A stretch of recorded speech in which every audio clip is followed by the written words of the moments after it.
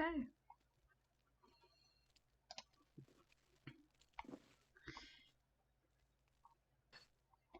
Give us a minute, because I need to figure out how to save stuff to Twitch.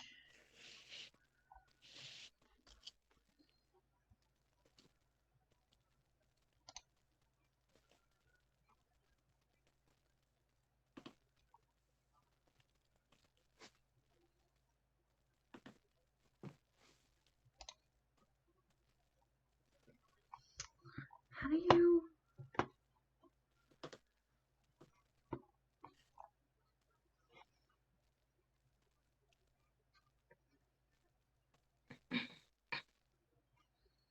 How do you save things to Twitch? It doesn't give me that information.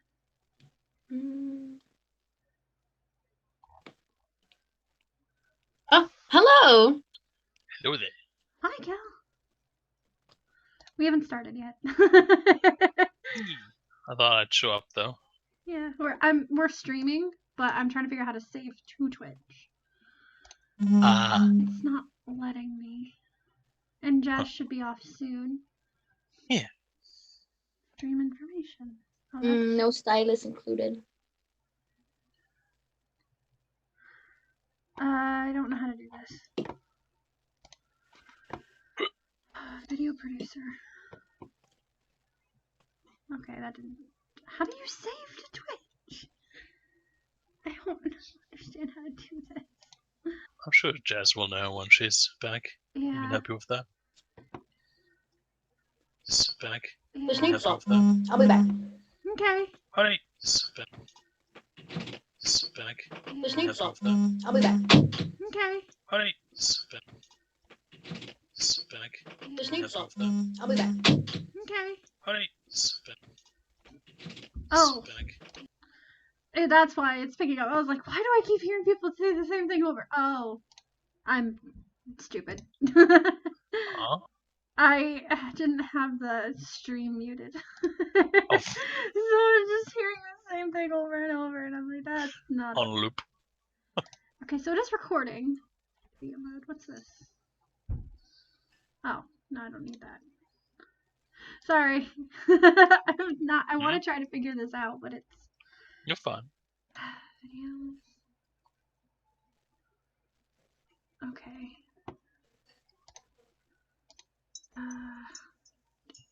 Doesn't go on. Ah! Online stream activity. I heard something about Jamaica and was very confused. Sorry, I'm sitting here talking in the background. Yeah, I don't know how to... There's no option that's saying save to Twitch.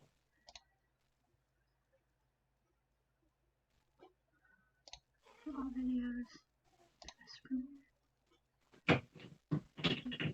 Ah.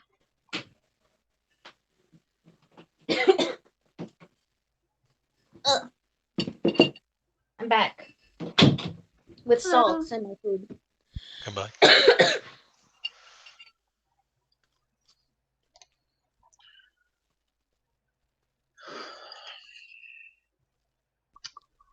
I don't know how to...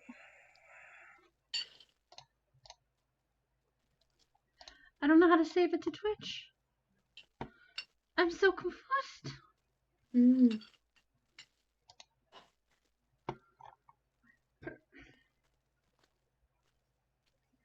The Google spits out an answer. I can use Google. Give me a second. I was about to say, just look it up.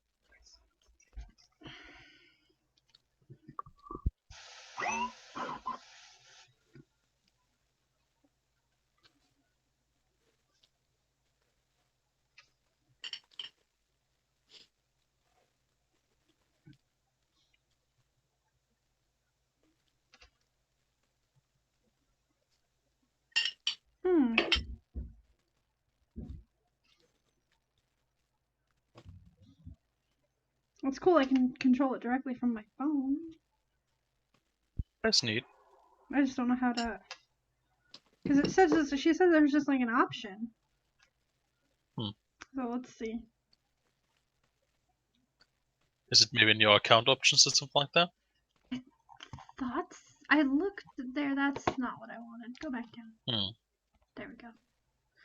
No, I don't know Twitch. Never use I it. don't know Twitch either. I've used it, but nothing like this. My username, Twitch Prime, channel and videos. Ah, I am an idiot. I found it. I mean, I wouldn't say that you're an idiot because you did figure it out. I'm stupid. Okay. Alright.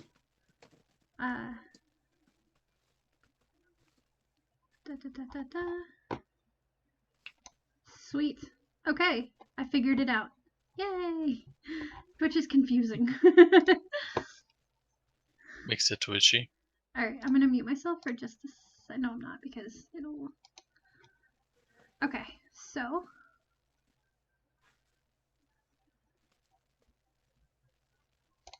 No, that's not what I wanted.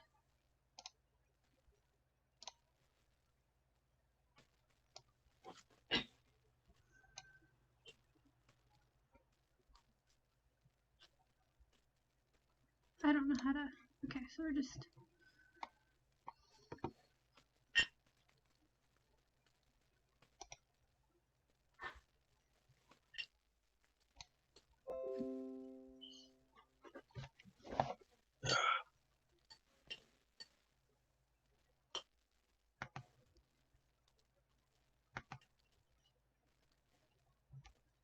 Oh, that's really fucking cool. Okay, I've, like... done some weird things. I need to go to my... Twitch.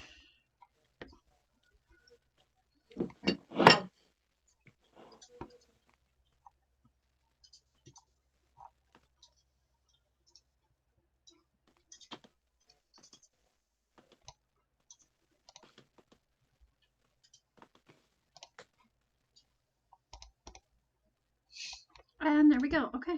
I am in fact ready. Rad. I figured out how to save to Twitch. We got it. So sorry there was so much confusion. It's okay. Okay. So, Hani, are you ready? Yes. Let me not. I'm exiting out of this tab so I don't get distracted. You need to be on it for this one. Yeah, I'm gonna. Yeah, hold on. Make sure you're all the way up. Also, pardon the, I know you and Cal are going to be the only ones who can see this. Pardon the mess behind me. I just rearranged my living room like How 30 dare minutes Fox? ago. Okay. How dare you move your living space to suit you better? How dare you? But there's And a huge mess behind me, and it's distracting and annoying me, and I don't. that's not an excuse for your crimes. My crimes against life. I don't know. Crimes I against rolled. humanity. Wait, what? I've got everything I need. A notebook, which I'm finally using the notebook I bought specifically for this adventure. It's so nice. It's so specific. And it's refillable. So it's also refillable, so I can replace it with my own notebook. Hell yeah. Hell yeah. Hell yeah. I need to put away all my D8s. I rolled health. You can replace all the pages once you get fed up with Anka's shit. Yeah, just to throw it in the air and be like, I'm sick of her. I'm done. She's such a useless lesbian. I don't mean for everyone to be a lesbian. It just happens. I'm pretty sure Daisy's not a lesbian. Lesbomancy, my favorite kind of magic. Fuck. You okay, Fox? I have a cut on my finger, and it's really sore, and I just smacked it against my table. Oh. Yikes. I'm okay. I know that feel. Recover, you got this. Roll for recovery. Refuse. Wow, I'm full. I'm good. I need to change my thing. I'm gonna send the link to Alvin just so he sees it when he wakes up. And okay, so I kind of don't want to start until Jazz is off, but Alright. we can just get the recap out of the way. I don't know. Did she? Oh, she missed stuff last time though. Mm. And because I didn't save it to Twitch, like a dumbass. Oh, and I gotta do this. There we go. And that should take care of any notifications.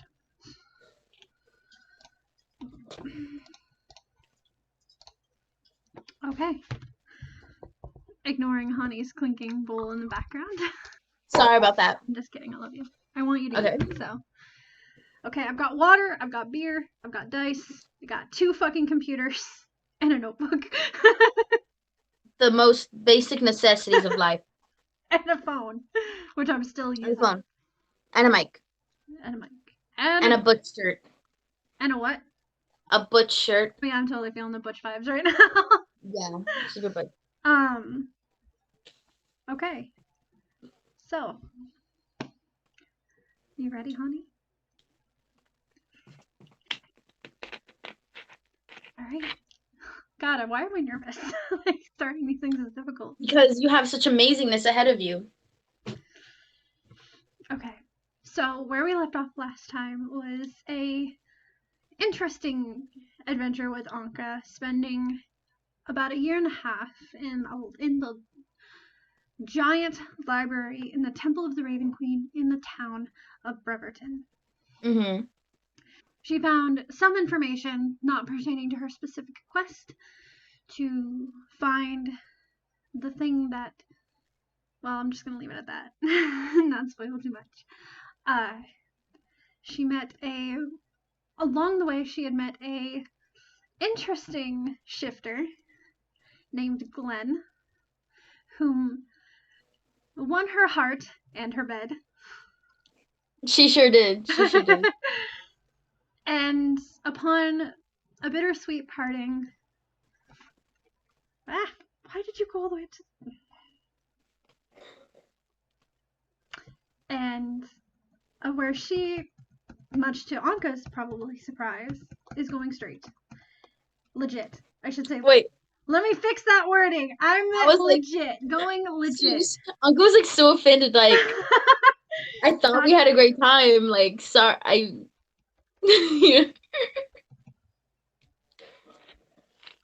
She had. Anka had made her way to the library and had spent a few nights with Glenn before this, and met a interesting matron of the library named Dyra.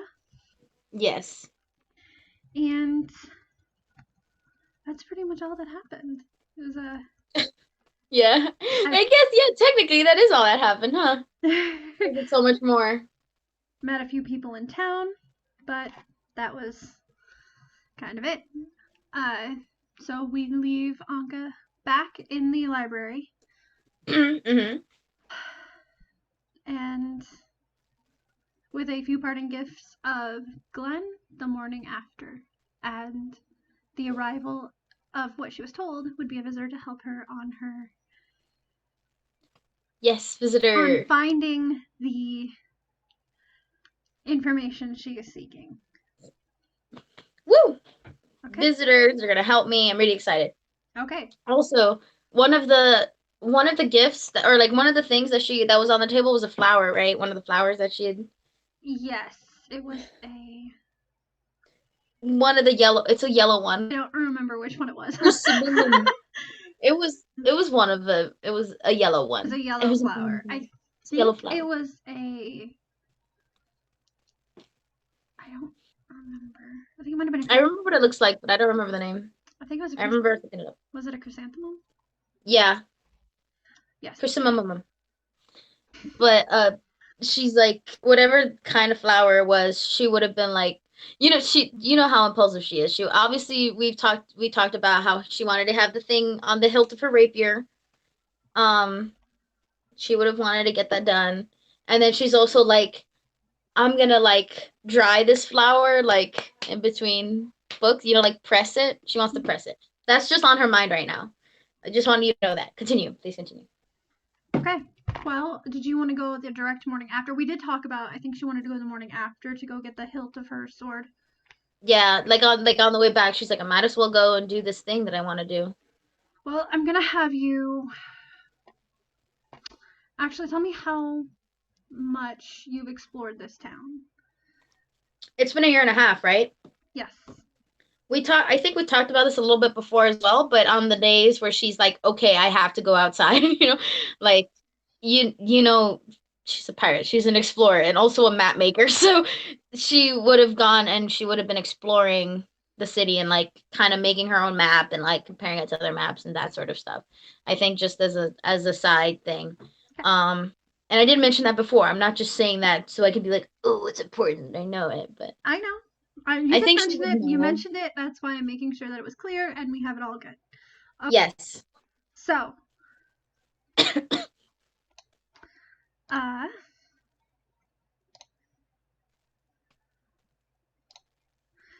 Jazz is coming. Huh?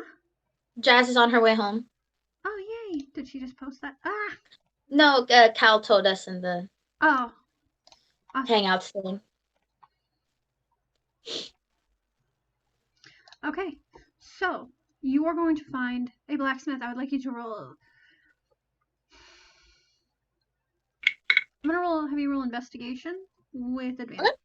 Not with the bonus, just the +1, which is I think what you had. I think I took away the bonus for until the very end of this. So, investigation, yeah. Yep. +1. Ooh. That's a 19. Let me roll again, see if it's a 20. That's a 2. So, okay. 20 total. You're looking at your map, and you've come across a bunch of little shops, and you immediately go into looking towards the outer district, which is where all the shops and stuff are. That's kind of where all the more the less artisan-y shops are, and you would find a blacksmith that you had visited previously to kind of look at what they were doing. You know what? No, actually. But you make your way there pretty easily. Without you kind of know this area pretty well. This is the most interesting part of town with the most to see and do. So you make your way there pretty easily, and you come up to the person working the forge, and it is a male half. I thought I said half orc. It's not a half orc. Half elf.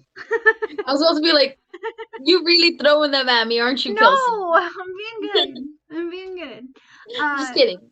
A male half orc, with shaggy brown hair and a very not straggly beard, but it's not a full bushy beard. Working. Wait. Oh, yeah. Sorry. By the name of Xanther. Xanther. Yep, I'm gonna write that down so I don't forget it. Me too. But you walk up, and he doesn't seem to notice you. He's pounding away on his hammer, or on a something. My brain just died for a second. It's a really dramatic scene. He's pretty focused on working on this weapon that you can see is over the forge. Okay. It's just him in there. There's no like person at a desk or anything. Nope, just him. I'm assuming it's also really loud with the banging stuff. Fairly. You can hear the crackling of the coals in the forge, and you hear of course, the metal pounding. But it's not as noisy as you'd think. It's not like a modern forge where there's a lot of fans blowing. Oh yeah, of course. Yeah. Yeah. It's loud, but not. What are you focusing on? You? There we go. Oh, the camera. Sorry. Yes. So it's not super loud, but it's also not super quiet. So. Okay. Then she's gonna come in and like kind of stand a little awkwardly, and then she's gonna come forward and like kind of between like his striking, she's gonna be like, Mr. Bang, I hate to interrupt, Bang, but I was wondering if I could ask something of you. Bang, please. Okay. After the first word, he turns around and he's still going. Then he pulls it back and kind of lets it rest there for a minute and walks over to you and leans over onto the counter. Like there's a stone wall kind of that makes up like a counter outside the forge. And what can I do for you? Kind of looking at you strangely, but not really giving you any like weird vibes or anything. Okay. She gets happy. She kind of leans forward on this table, all cool, and then he leans closer. She goes, I don't know if you provide these services, but and then she kind of takes out her rapier, still in its sheath. She kind of like unbelts it, and like because she doesn't need to be like unsheathing it. It's for like the hilt, or maybe on the anyways, she imagine this is all maybe that is what she's being like. She'll do it. I'll act it out. She kind of like dunks it on like the table, and she says, "If you do like engraving, I don't know if you could do that for me. But I have something special that I want written on the hand. Well, maybe not just maybe." And then she kind of like unsheathes maybe on the. I don't know how it works, but on it. Do you do that engraving? Just one. Yeah, we do engraving. 2. Slow down. Got the words hilt, engraving, and do I do. Sorry. I'm getting a little excited. Had a crazy couple days. Understand. You know, good, exciting night last night. You know, she's so awkward. I'm sorry. And she goes, but glad to know that you do engravings. I didn't know what would be better. All I know is that I want a name written. Whoa, wait, hold up. Whoa, what happened? I don't know. Why is my camera? Or hold up. Someone's calling me. I'm sorry. I'm gonna be. Okay, I think it's gone. Okay. Sorry. You're good. R.I.P. using my phone. We'll get that fixed eventually. We'll get that fixed hopefully sometime soon. But she might call me again. Were you still able to hear me even if I was? Yeah, I can still hear you. You could seem okay. But if sorry, you answer the call, it's gonna take you out of this call, I think. Okay. I thought that for some reason my phone turned off, and so I was like, but where was I? She goes, I just need a name sort of engraved in fancy script. I didn't know what would be better on the hilt or on like the blade part. I didn't know if that's possible. What do you think? You're an artist. What are you? You're looking for a name? Yeah. Now, we do a variety of services. Some is a little bit fancier than others. But it's kind of what you want. I'm guessing you don't want to inhibit the use of the blade? No, I would prefer to still be able to kick some ass and stab some ass. Okay, so this is decorative purpose. Yeah. Okay. Now, are you looking to have the hilt? He's talking about the art. He holds out his hands for the may I? Why does everybody go southern? Listen, this is a southern city. I think we've established this is maybe a southern city. He holds out his hands and is like, may I? Yeah, and she picks it up and like kind of just places it in his hand, but kind of reverently, like, you know, she's trusting him with it, but it's important to her, obviously. He takes it and he's pretty gentle with it, but he pulls the scabbard away from the rapier. Which I don't know if rapiers you generally have scabbards, but hey, I don't know much about swords. We should probably figure that out. Cal probably knows. He's probably raging right now in the chat, like, fucking, they don't know. You have scabbards for rapiers. Okay. Confirmed. You never. Yeah, I figured, but yeah, I kind of figured, You're but not. I don't know.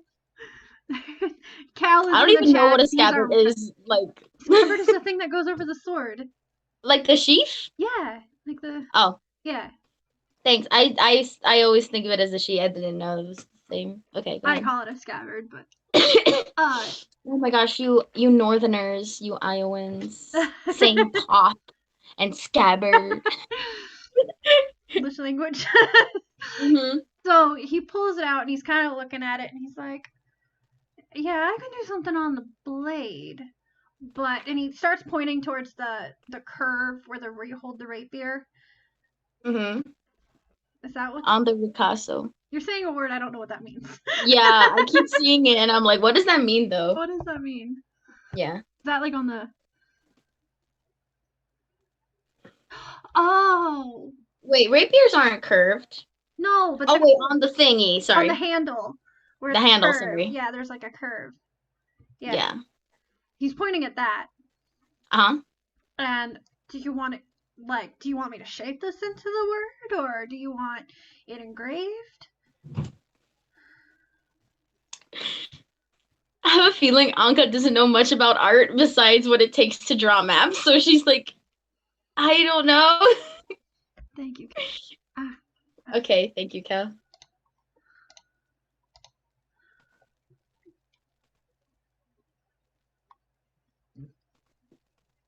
Oh, Ooh, that's okay. good. God, you're so good at drawing that shit. You're so good.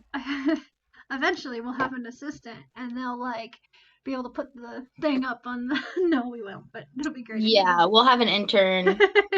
I could post them, be like, no, you need to post this picture on the screen so we can see it. Also, get us coffee at the same time. And get us coffee. Just you have to All- run all- across the United States. All 5 of us at the same time. You run across the ocean to Austria. Runs across the ocean using chakra. Okay, we need to focus, motherfucker. Okay, we need to focus. But about the engraving, Anka knows she wants an engraving. Her first thought that it was like on the handle, and then she's not like, she doesn't know. She's, but she's like, what if it's better on the blade? That would be kind of cooler, wouldn't it? But she's not sure. She would just do whatever he says, I can do both. But this might be a personal question, but how important? What word did you want? I don't know if you've ever said what word you want. So, She said she wanted a name. That was it. What was the name? Glenn.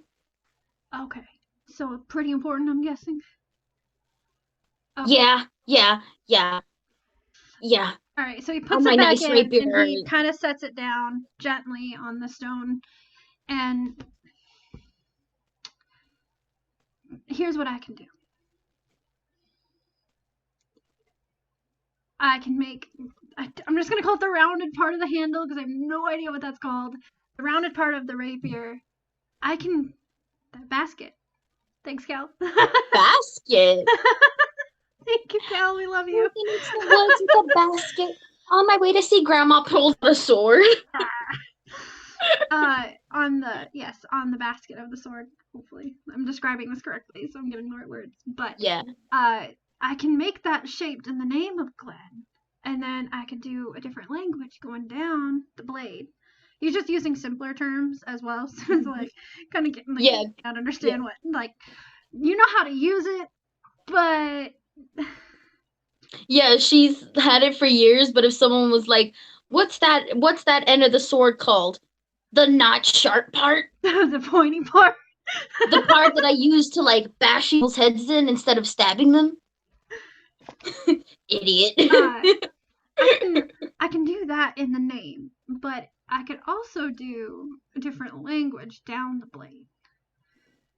Ooh. Hold up. She speaks Elvish. What did Glenn speak? We haven't made a character sheet for him, but we know he probably speaks, I think, Orc, most definitely. Possibly Giant. Druidic.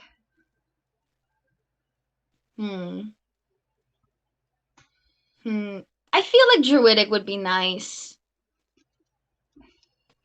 Okay. This was What out do of you character. think? DM player. Sorry.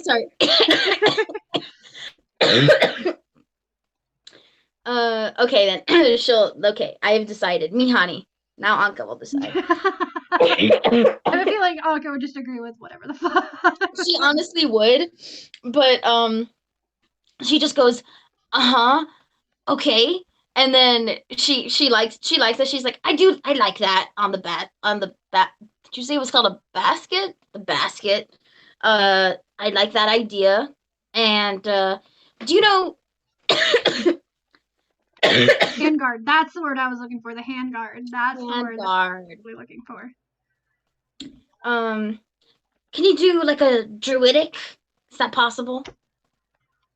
I don't personally know how to do that, but I can find out if you got a little bit long to wait. Yeah, I can pull up Google Translate real quick for you. Sorry.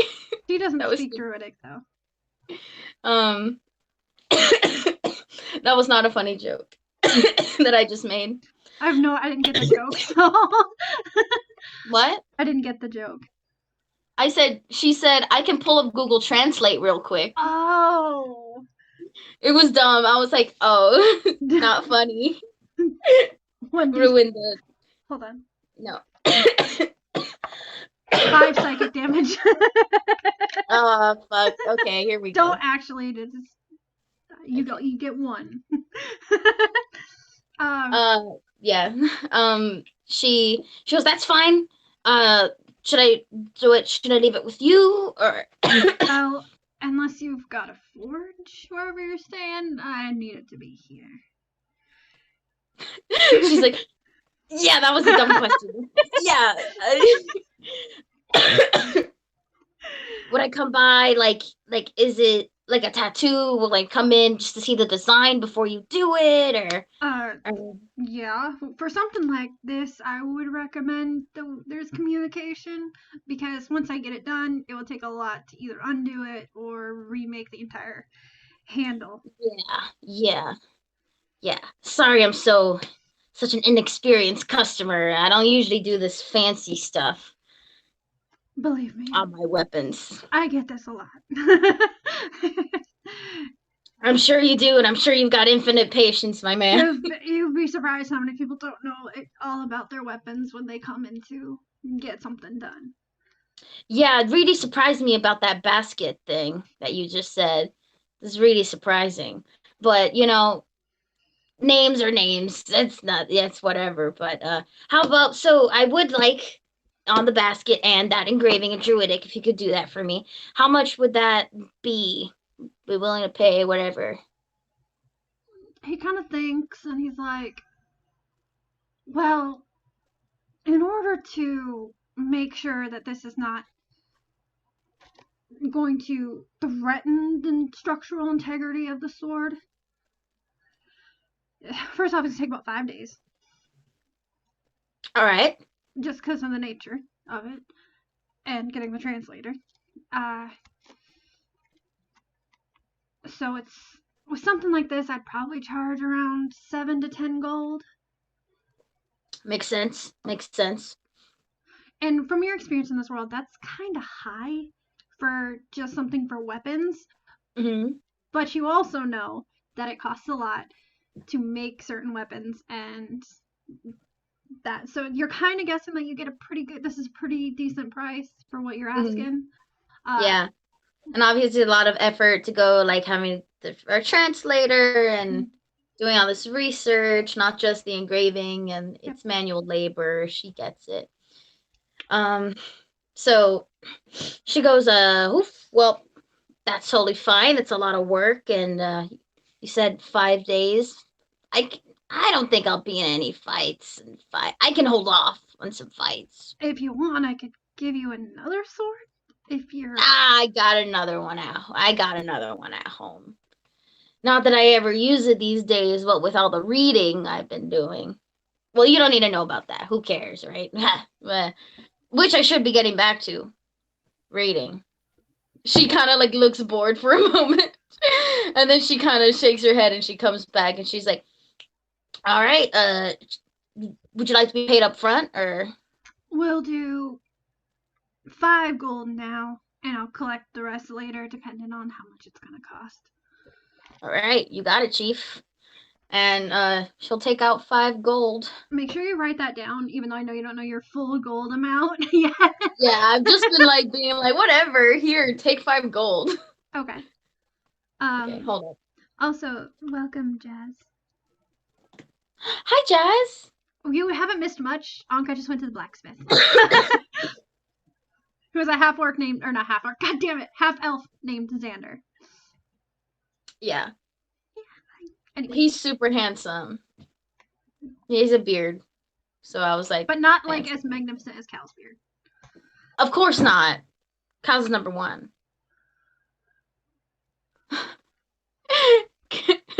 Cal. Like, of course. None are as magnificent as me. Okay. So he takes the sword, and he's being pretty gentle with it. But you give him the 5 gold. Make sure you write that down. I wrote down. Okay. And you're just kind of leave your sword with him, and you can make your way back to, or make your way to do what you want. Oh, before I should probably ask him, like, when should I come back to check, you know? I'll send, where are you at? I can send a courier, but I gotta know where you're at first. Okay, then she would be like, oh yeah, sure. I'm at the, it's this big temple down Raven Street. You gotta, you're veering left. It's actually, should I just write down the address? I'll write down the address. Wait, you're staying at the Raven's temple? Yeah. He kind of looks at you like, I didn't even know that was still in operation. Oh, sure. It could be pretty dusty. It looks kind of bleak, you know, if you're not, you know, a follower of the queen yourself. But listen, really nice ladies in there. Take good care of me. Let me crash on the couch for like 2 years, maybe upcoming at this point, or 1.5 years now. So real nice. He kind of looks like 2 years, but he doesn't say it. He's just like, all right. Last thing. How is this name spelled? She goes, oh, sorry about that. She goes, it's spelled Glenn. Glenn. I think I can remember that. But he still like takes out a paper and writes it down. Yeah. And it's like, but 2 N's. Remember the 2 N's. I remember the 2 N's. I was gonna say, if you don't want them to be spelled the same, we could do Glenn with 1 N and then Glenn with 2 N's. But I was just thinking that. I was like, perfectly Glenn fine with 1 and Glenn with 2. But I kind of like it the same because that way it can, like, the name itself means both of them, you know? Okay. Just making, Too important. just pointing that out. Like, they didn't have to be spelled the same, but. Yeah. Perfect. Okay. So he kind of goes on, all right, you'll probably hear from me in about a day, 1.5 days, maybe 2 days. All right.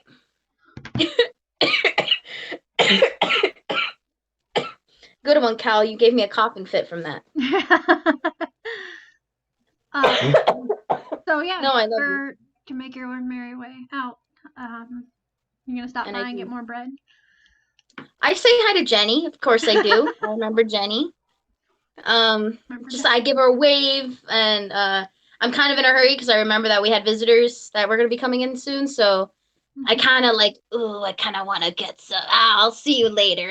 I'll see you soon, Jen. All right, bye. All right. He has the bread in the bag and just watches you go. She's just like, I was like, oh, Jen, how's yeah, what's up? And she's just watching, like, oh. I like them having that kind of friendship. That would be funny. Okay. Ugh. All right. So you make your way back. It takes you probably about a half an hour to make it across town because you're not like in a super big hurry to get there because you're like, more time in that fucking library. Yeah. Back to my studies. Back to your studies. make your way back, and you make your way through the wrought iron gate and the steps that lead up to the temple. And unfortunately, I'm not going to describe it again. Because I have suddenly noticed these giant pillars that I did not see before. You do notice the giant pillars. You know they're there, but in a year and a half, you never fully thought about them. So how much does Anka want to stall? You do not have to look at them. I'm not saying. That was. Yeah, I mean, want to roll for it? She's a little, actually, yeah, because we've had this going on, right? We're saying that she's like a little bit bored, and she's like, after such like a nice time, I kind of like don't want to go back yet. You just like want to. You don't want to get back to the library. 13, her will is not too strong, and so I think she goes up to the door. She's like kind of about to like jiggle it or knock or whatever she usually does, and she just like, let me just stand out here for a little while. And I think she like kind of goes back and like looks out across like the yard, and if there's the birds are still there. I don't know how you know their relationship with these birds are by now. Roll a charisma check. Okay, charisma for birds. Love me birds. That's a 1 -1 0. These birds hate me. Kelsea, they try to attack me every time I go in. As you walk under the wrought iron gate, you feel a plop on your shoulder. Kelsea! You didn't bring bread. I would have given you advantage for bread. I should have stayed for bread. Oh, this is good character though. I'm thinking about all this stuff about every time she comes in, she has to buy bread. She's Jen's #1 customer from how much she buys bread. Because she has to get it every time she goes out for the sacrifice for these birds. Oh God. She gets out a wipe as if this is normal. like a little claw, and you're just like, ugh. All right. Like, you're just like holding it and you shove it back in your bag and you're like, this is. I should have stopped for bread. Should fucking stop for bread. And you're standing in this courtyard in front of this huge cathedral. And kind of up the steps, and you're still muttering under your breath about the birds. Turn around to look, and a glint of the light catches one of the obelisks. God, I gotta go back to my notes where these were written down. What's the left obelisk? Rewind. Yeah, honey? What? Wait. Get some water. I'm sorry, I can't hear you because I'm coughing. No, you're good. Hold on, let me take off this jacket. It's too hot. I will not make a comment. It's getting hot in here. So we're going to find a different shirt.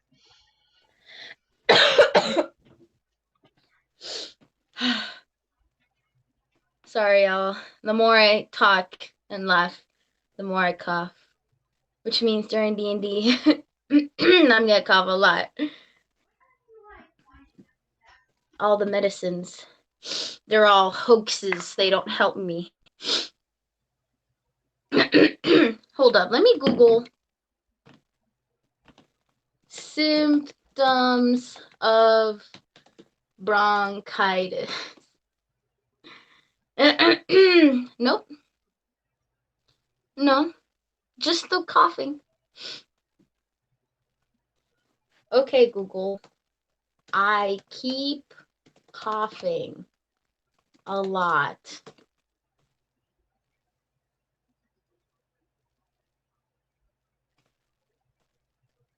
Chronic cough? Guys, chronic cough is a thing.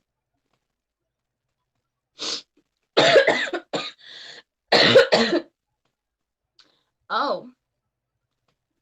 Hey, did you know that a chronic cough is defined as lasting more than 8 weeks, and it's not uncommon? Up to 40% of non-smokers in the US and Europe have reported a chronic cough. Okay, I'm back. Oh, welcome back. We're doing some research. Sorry about the pause. I was wearing a long sleeve shirt and I decided to change. Our audience was entertained by me talking about chronic cough. Alright.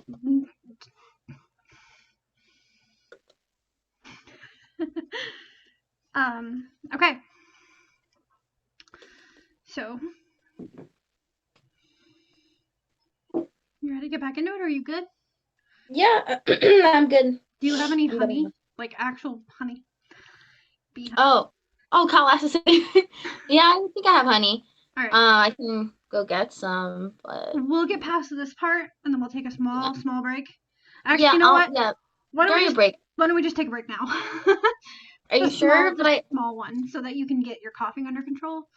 Possibly. Yeah. It's just like when I talk a lot, you know, Mhm.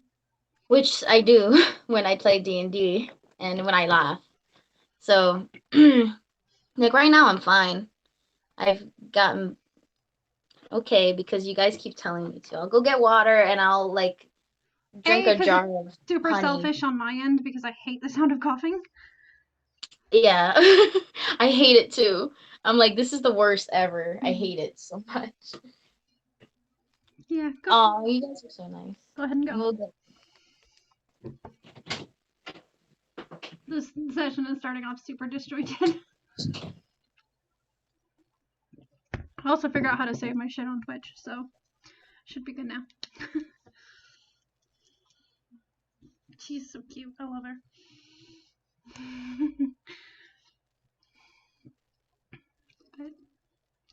But,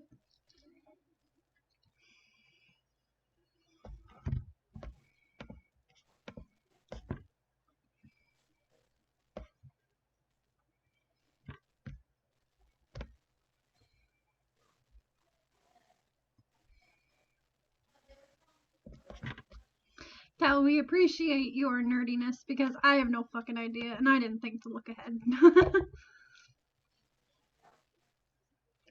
So we're getting informed on parts of swords in another chat.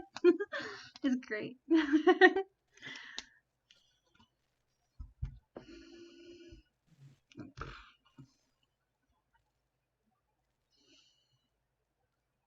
But I should probably go make something to eat while I'm waiting.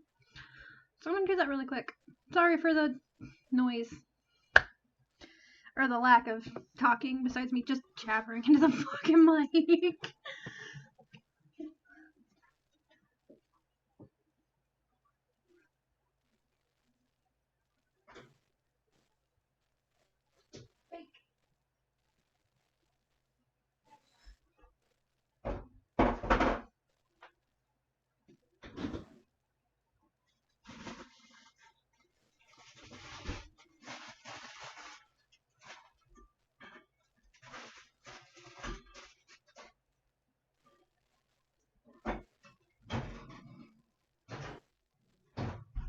So let those cook for a minute.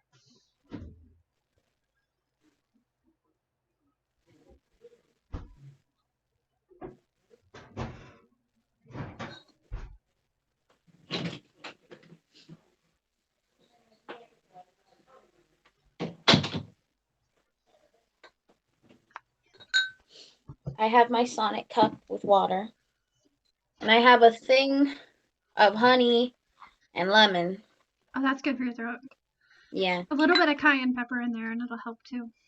That's the other campaign. I used to make my own cough syrup and it was amazing. I need to make it again. Oh my god. Oh, speaking of cough drops. Where are mine? 1 second. I want to see if we have more in the kitchen. Sorry. We're still on break. That's good. Okay.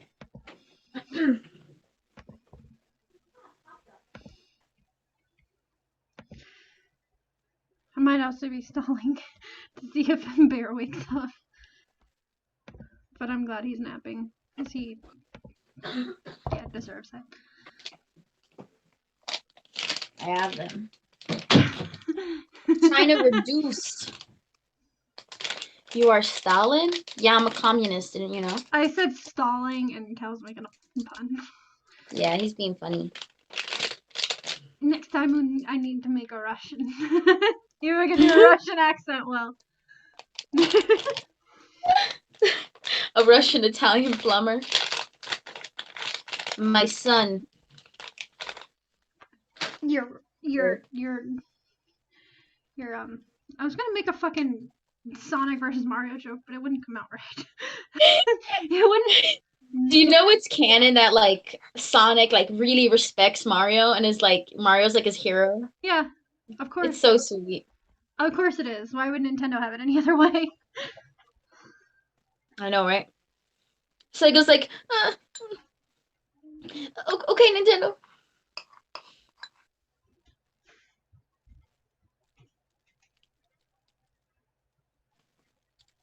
Sega has what Nintendo don't, okay? That's just all I'm saying.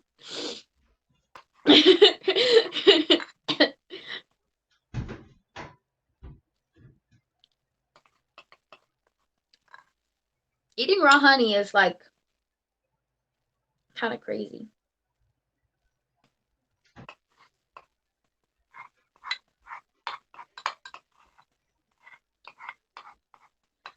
I used to hate honey, like honey the food, until yeah. You know, a lot of people say that when they first meet me.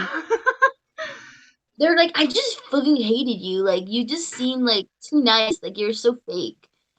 And now it's been 2 years and you still act the same. So I guess I like you now. Meanwhile, like, you hated me. Yeah, because that's what we all thought when we first met you. Yeah, like, what a bitch. Yeah, when I got that message on Tumblr 4 years ago. Did I send you a message? Yeah. You remember? I do remember that. Aww. Because it made me happy. And it was funny because you were on an account that I used to follow. But you posted Steven Universe. Yes, we talked about this, honey. I used to follow your Star Sweater account. Oh my god! But you posted Steven Universe spoilers. So I unfollowed you, and then you messaged me. Oh my god. I'm so sorry. Yeah, I did a lot of, like, when a new episode came out, I was just like, reblog all this stuff because I was the fan, and then I was like, oh wait, people are getting mad at me? Oops. I was like 14. Yeah. Made me feel really bad. About what? Leaving cartoon? You were like 16. Wait, no, yeah, I was 16. Yeah, you were like 16. Yeah. Yeah.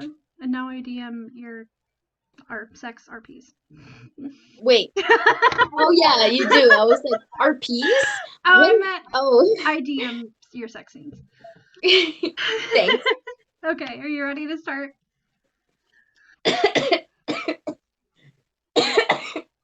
Apparently not.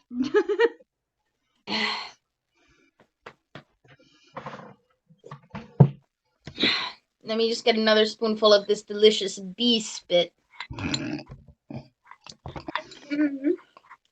It's so nice. Spit in my mouth. Connie. This is Sorry. 18 plus chat, but still.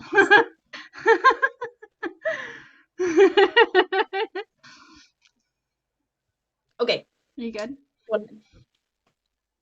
Bee vomit. Blah. Anyway. Ew. Wow, why is my computer suddenly freezing? There we go. Okay. Are you ready? Okay. To set the scene. You are standing in this courtyard of this ginormous cathedral-like temple. And you just cleaned bird shit off of your chest, off of your jacket. Mm-hmm. Because you forgot bread. You're making a mental note. And stalling to go back in. Maybe I should go back and get some.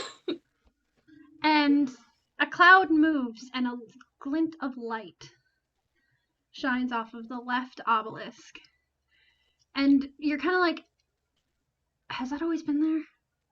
You're thinking back to the first time and you're like, yeah, But you were in such a hurry to get in the first time, and kind of unnerved being outside this place, this extremely quiet, unnaturally quiet place. You hadn't noticed it. And every other time you've been out, you were such a hurry to get out and experience the world after being stuck in this library for however long. Mm-hmm. And you kind of stop and you're like, what is the deal with that? And that's how it started. And so are you going to go and look? Give me 1 second.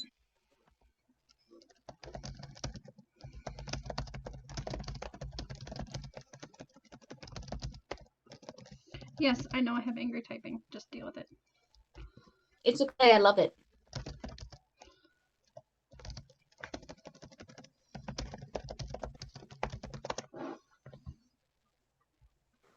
Okay. So, yes, you did say you were going up to look at them? Yeah, I think she kind of like gets this glint in her eye, and she looks over there, and she's like, "That's kind of weird." Or that's an interesting pillar. And then I think she has it in her mind. She's like, "Well, while I'm out here stalling, trying to clean still a little bit of the remnants of this bird shit off of my shoulder," she goes to see if she could see her reflection in it, so she can like use it as a mirror to like make sure she looks presentable in case the guests are there. But also she was like curious about it. She was like, weird pillar. Let me go use it as a mirror. And you do notice that this is a glass-like rock. It's solid and it's shiny, like it's been polished, but it's still rough-hewn. Mm. And now I'm gonna have you roll investigation. Okay. Here I go.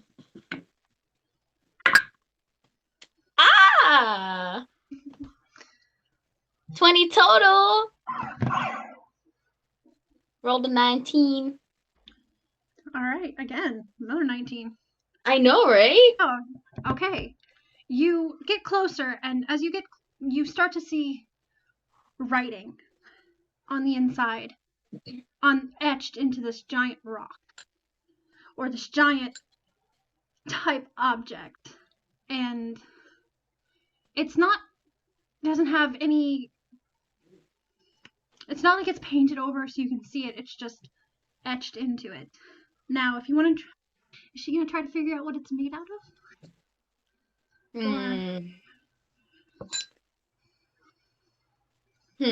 I have to roll for this. See if she would. She would.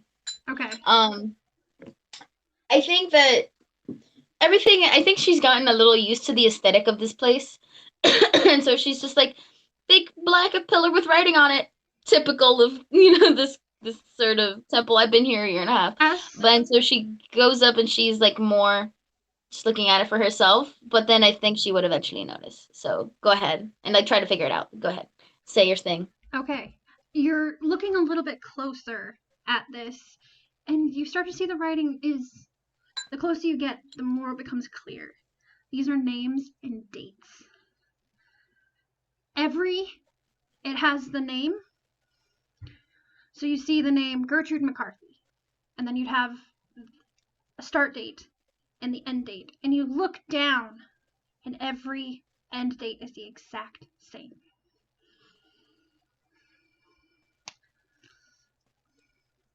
That's kind of creepy.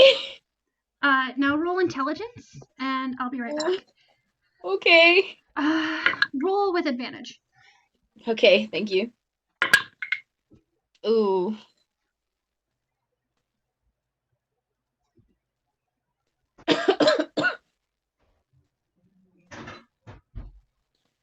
R.A.P.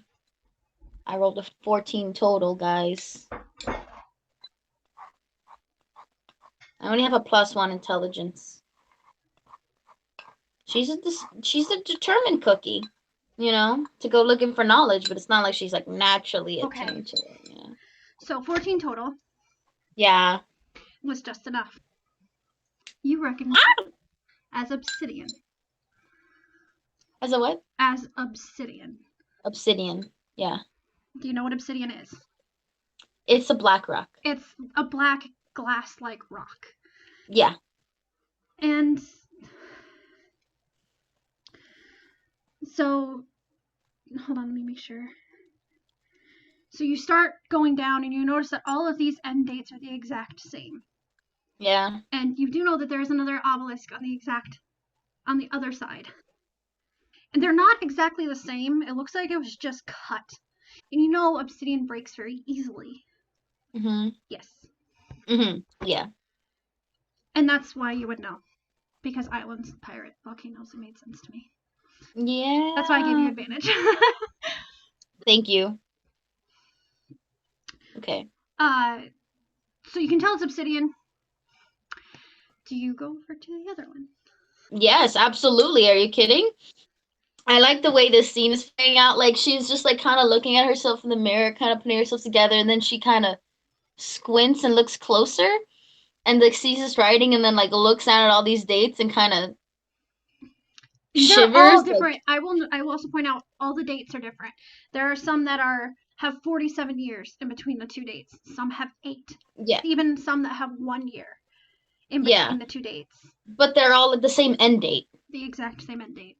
So that's why she's like, that's creepy. That's kind of apocalypse-y. And so It's not. I will say, because I don't have dates and times. I'm sorry, I'm not Matthew Mercer. I don't have dates and times exactly. Mhm. But this happened probably a good 60 years ago.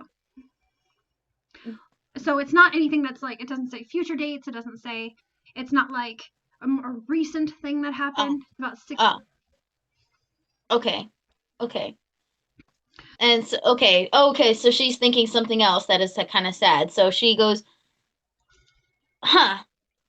And she glances over to the other one on the other side, and she walks towards that one with a more determined stride to try to read it. It is the exact same thing. The names and dates in alphabetical order just continue. And there's probably a good,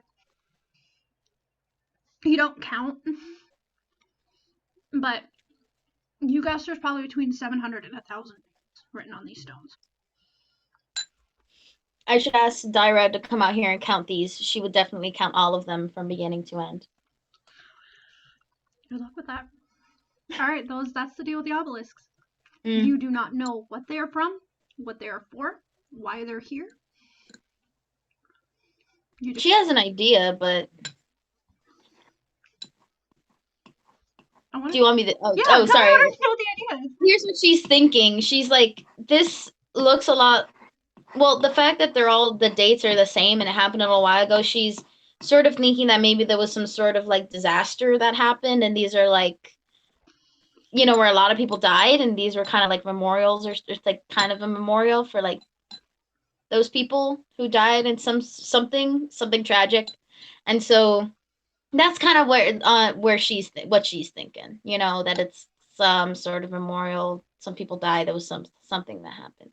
Okay. And so she makes a note to ask Dyra. And yeah. Okay. All right, you're kind of looking around, seeing if there's anything else.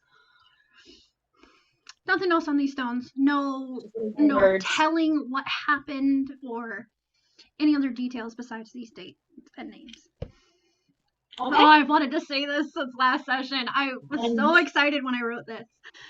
Okay. There's a reason I wrote this like this. I'm sure there is. So you're looking around, and they're not floating, but they are carved into sort of a base. And you know the nature of obsidian. If you were to push on one of these rocks with even anything more than a gentle tug or a gentle oomph, they would crack. Ooh. So, and they're not super wide. They're pretty thin. So they're just like slabs. That seems poetic somehow. Yep. Okay. She will resist the urge to kick it over in a fit of destruction. And Okay. I think she would go in then. I love Anka, but I don't think she would do that to the Raven Queen stuff. She would not. She would not. Just saying. I was joking.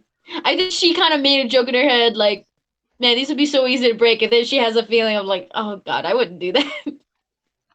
All right. That's all the pillars. That's all to do with the pillars. All right. It'll come back, I'm sure, later. Because you're amazing. You don't know that.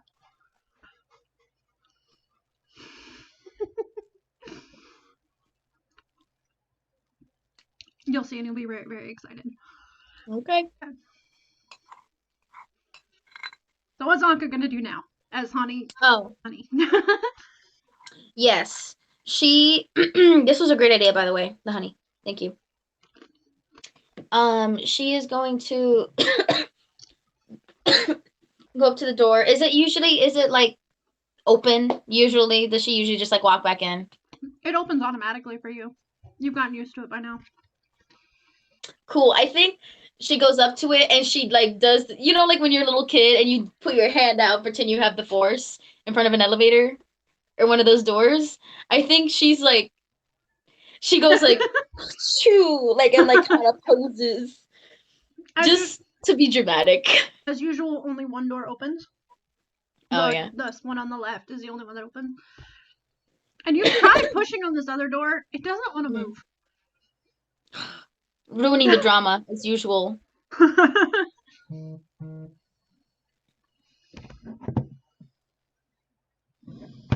Conference reminders for Adrian.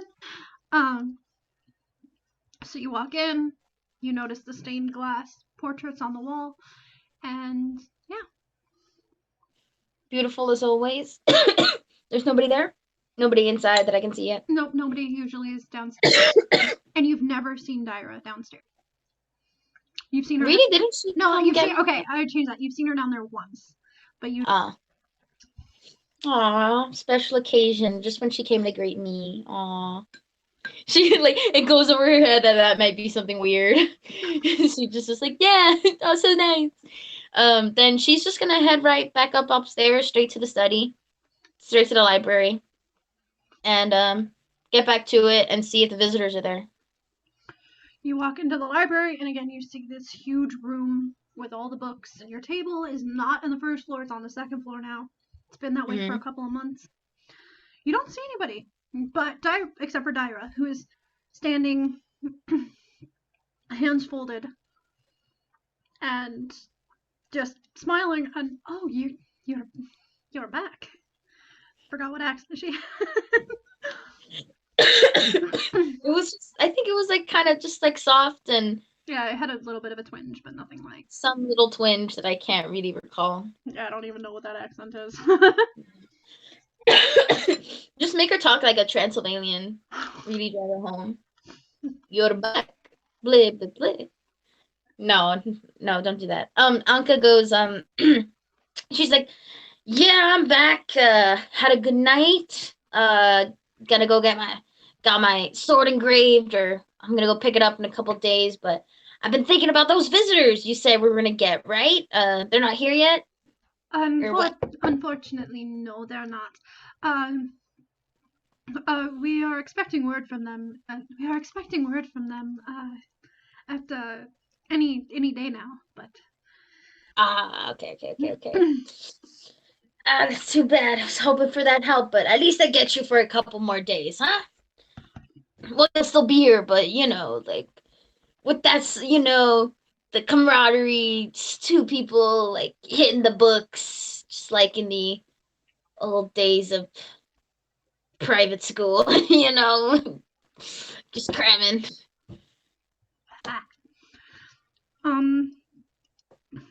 Okay. So you get back to trying to find information, and you're still getting just a lot of things you don't feel like you really need.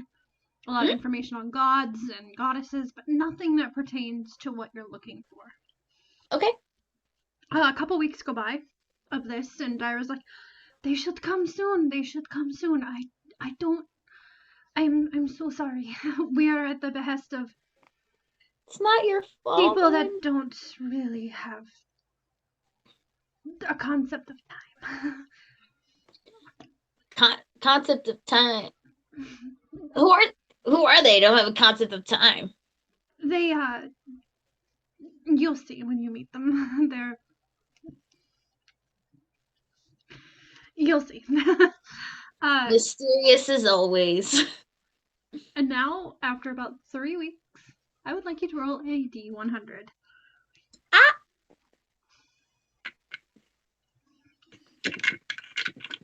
Is that one of these? 2 With, D10s. You'll Oh. roll the one with the 2 zeros, with the 2 numbers, and then you'll roll the one with the single number. And the Okay. one with the 2 numbers, the double numbers, is your first, and then the second one is your second. Okay. 19?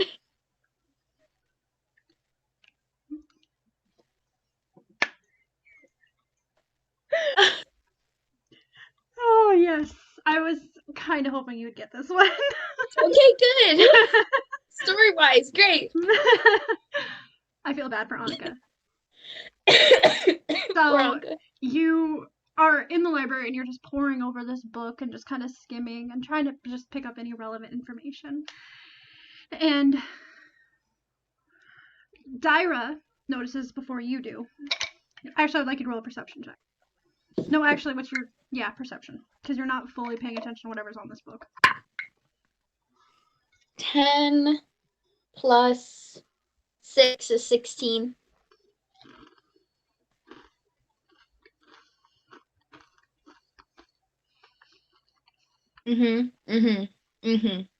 Oh, definitely. You and Dyra both perk up at the same time as you hear some footsteps. And it's not common for people to come into the library when you're in there. And the door opens rather slowly. Dramatic. Well, let me get my notes for this. Oh, boy! I gotta get to another person's thing. Just give me a second. This is very exciting. I should have had this pulled up before, but I wasn't thinking. I'm not smart. You are very smart.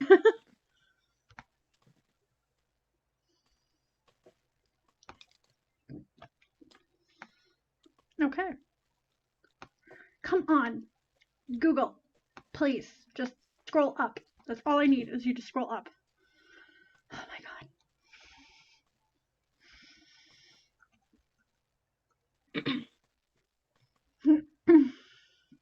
You see a person. You cannot see their face. Adorned in purple robes and gold trim. And you can't see their face because they have the hood pulled entirely over their head. And while you not sure if they've noticed you, as he turns around and is just looking at this library, you can see the head tilt up and look, and you see on the back, embroidered in more gold, is an eye balanced on a pedestal inside of a pentagram.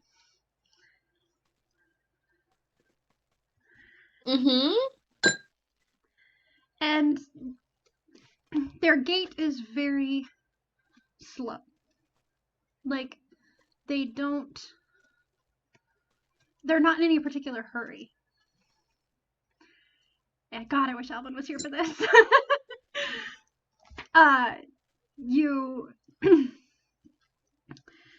After about 5 minutes of waiting on this figure and just the awkward silence that seems to follow, what do you do? Dyra's just looking at them like, what is this? She's confused too. She's confused. She can't see their face from up there still, right? Cannot see their face. Excuse me. Anka is so, like, dramatic. She's just like, her first thought is, it's a lich! She's like, any stranger in a robe, and she's just like, lich? I'll kill you. I have a question. Yeah? How versed would Anka be on other gods and goddesses? Not very versed. If I think is my first. you would like, I can have you roll religion with disadvantage. Uh-huh. But if you don't want to roll, you don't have to.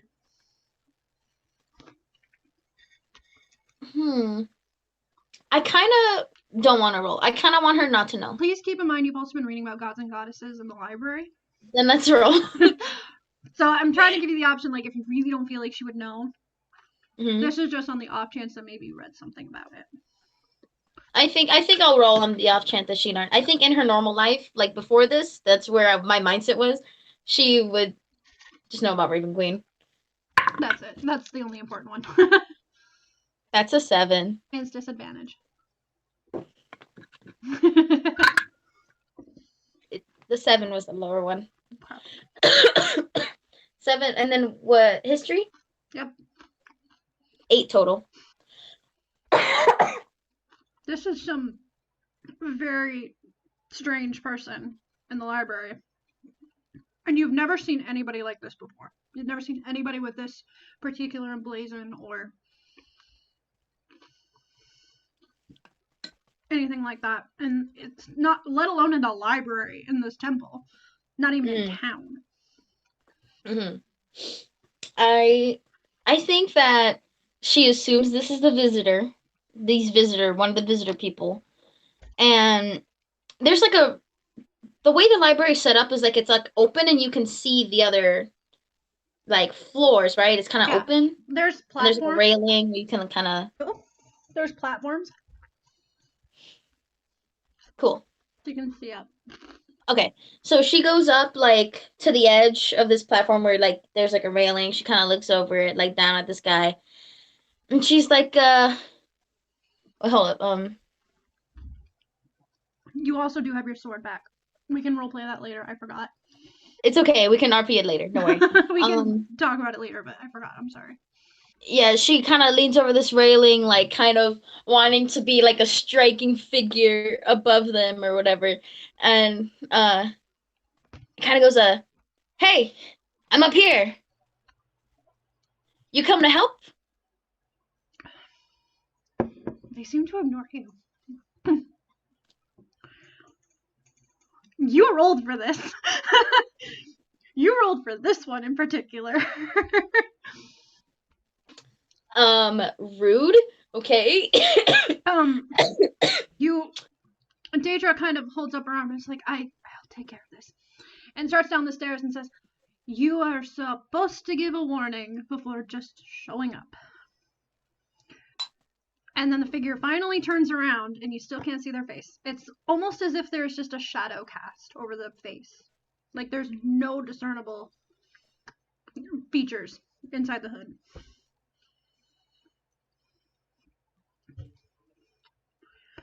Oh, and I just said she was going to take care of it, so Anka's just like watching. She's like, yeah, rude guest. Dyra's going to take care of you, you know? The person crosses their arms. And you hear a breath. It's not. I thought it might be a joke. That you opened up your so secret library. And their voice sounds masculine. And bored. And apathetic. You don't even need to roll for this. Your insight tells you that this person is not enthusiastic at all. Mm-hmm. Bro, go take a nap if you're gonna be such a downer. Did Anka say that out loud? You gotta remember, no. You can't just say words, you have to speak in, because I mix up what's... Yeah, I will really respond. That's what she was thinking. But I don't think that she said it out loud. Okay. She just kind of I think she made a very visual face. Like, she was just kind of like standing back normally with her hands crossed and like hearing him say that. She was like kind of rolled her eyes at him. But she didn't say it. Okay. They are still not seeming to pay you any mind. Their head is straight towards Dyra, who is just at the bottom of the stairs and not looking. Oh wow, that's really loud. I'm sorry. Not looking the most pleased. Mm-hmm. Why would we send a formal summon and not? She just like is confused, and she's like, and the guy just shrugged. The person just shrugs. I was busy. She turns to you and is like, "Do you see what I mean? I mean, no concept of time or hurry." And So this is our visitor guy supposed to help us, or? unfortunately, yes. Cool. She looks back down at him. She's expecting him to say something else. I would like you to roll insight now. Because he's still not looking at you. He's looking directly. 16 plus 6. 22. It's the way that he's holding his body. He's kind of pulled away, and you see his head pull back, and like you can kind of tell by the body language. He's and the vibe you're kind of getting from him. This person, I'm sorry, from this person is that they're disgusted with Dyra. There is a contempt and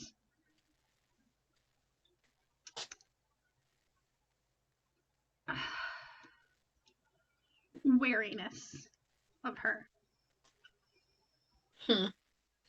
She thinks that is so rude, and this person can say whatever they want about her or talk however they want about Anka, but she sort of, happy to have you on the team and everything, can always use the help. If you're here to help, be good to have some enthusiasm. You know what I mean? Make this all go by smoother, and I say that you ought to respect Miss Dyer over here, huh? The head turns up towards you now that you're actively making yourself like more of a presence. And well, if you would rather have somebody with more enthusiasm, then I'll just send somebody else and you can have them in another 4 to 5 months. No. That's not what I'm saying. I just think, there can be a little bit more of the mustering up of teamwork, wanting to be here. Just makes things go way smoother. If you can't, whatever. Always gonna have more hands. He interrupts you and is like not caring about what you're saying. You rolled for this? And I don't think you have any idea what's going on right now. No, I don't know what's happening.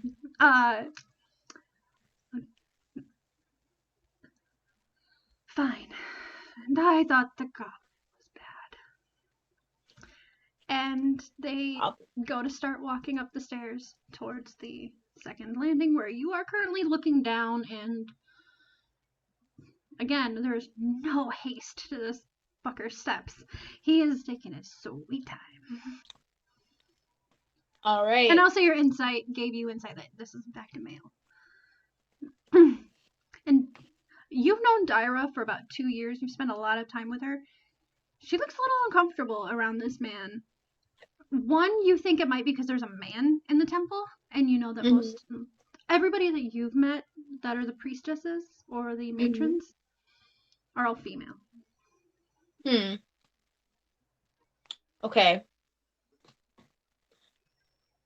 I think when he's coming up, because obviously he's coming up really slow, she kind of goes over to Dyra. He's like, if this guy gives you any trouble, you just let me know, and I'll beat him up for you.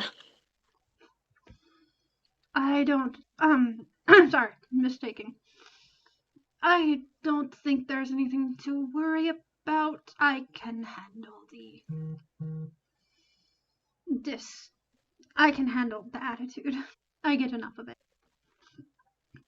Alright. I'm just not used to anyone coming here disrespecting my partner over here,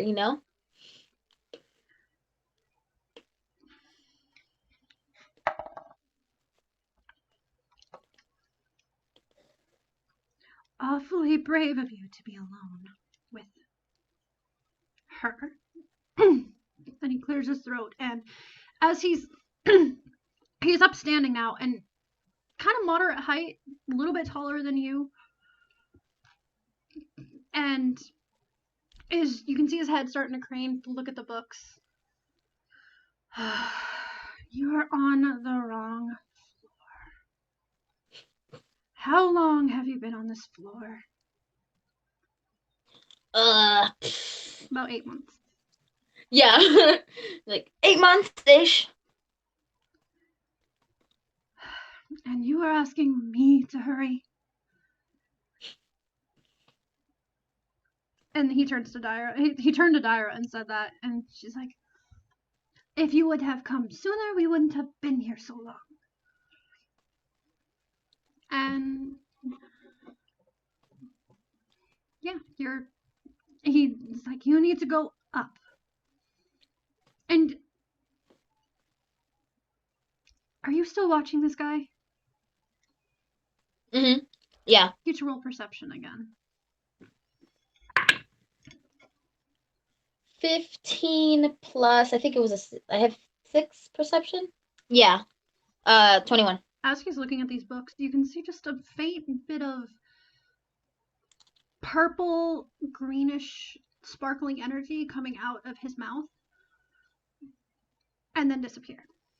He's casting some kind of spell. You kind of can assume he's casting a spell. And the slight muttering coming from him under the hood. What? Anka doesn't know shit about, like, spells, and so she sees that and she goes, like, she turns to Dyra and she's just like, guy needs a breath mint. Can see his breath. Dyra's like, no, do not piss him off. Do not want to wait any longer for this. Who is this guy, though? Who is he? Like, what's his deal? Look at him.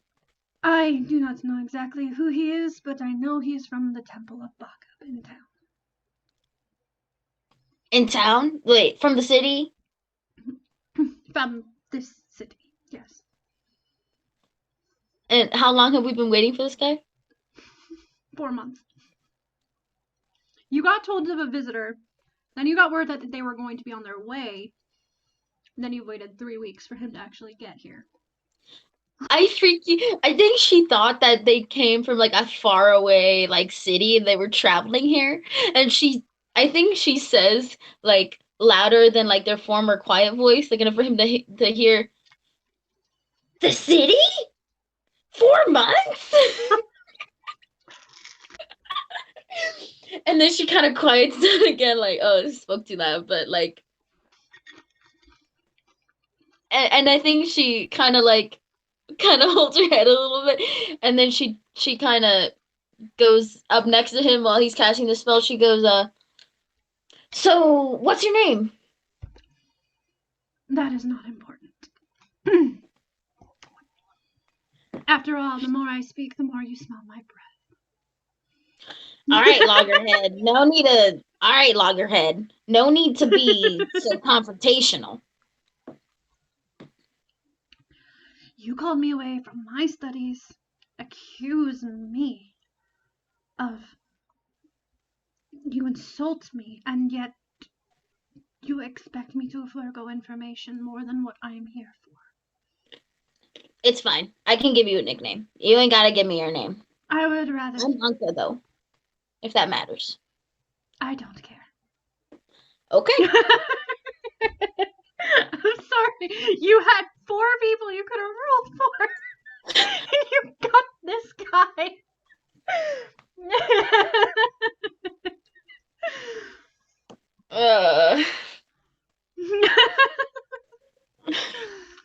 I got the worst, the most antisocial one that Anka is, like, not... Yep. This is the most hardest for her. She's weird. Oh yeah, goes, you would have... Okay, fine. I'm sorry, you would have loved the other one. Damn it. No, it's okay. I need some challenge like this, you know? What's the point This is of the the one I need rolling? the best, though, so I'm kind of glad you did pick this one. Yeah. he kind of just is like, then let me do what I need to do so I can get back to more important things. And he walks up the stairs and goes up to the 3rd floor. Okay. And I am. She follows him, but Cyrus like, why did we have to get this one?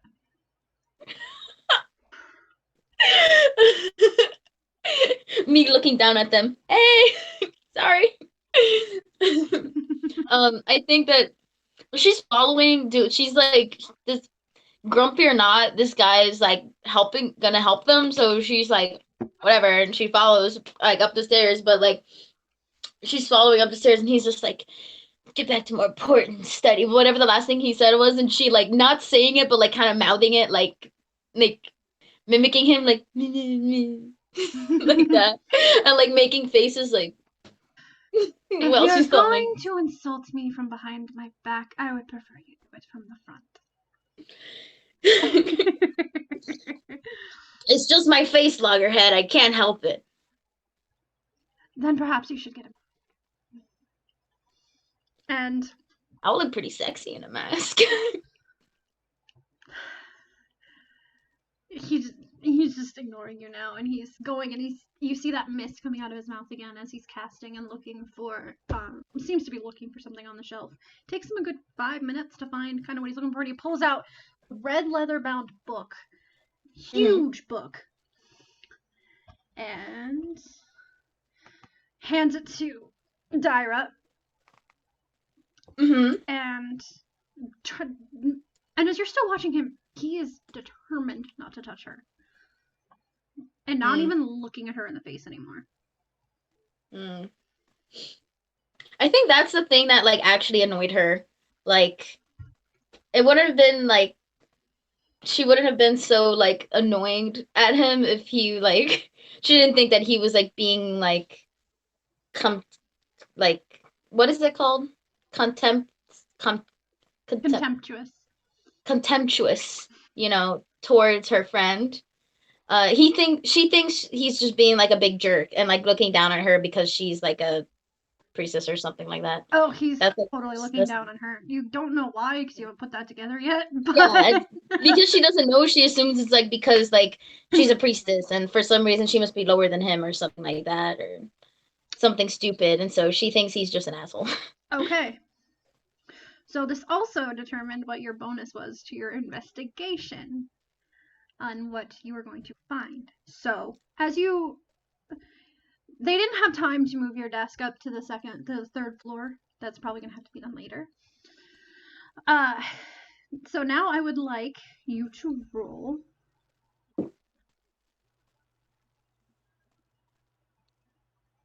Okay, so in this book, first off, you kind of plop on the floor and you open this book. Dyra like sets it down so you can open it and start going through it while he's pulling out when he's now looking through.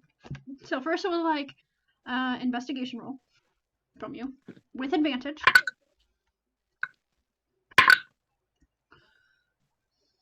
Investigation. 14 total. Plus 5. Okay. 18 total. Okay.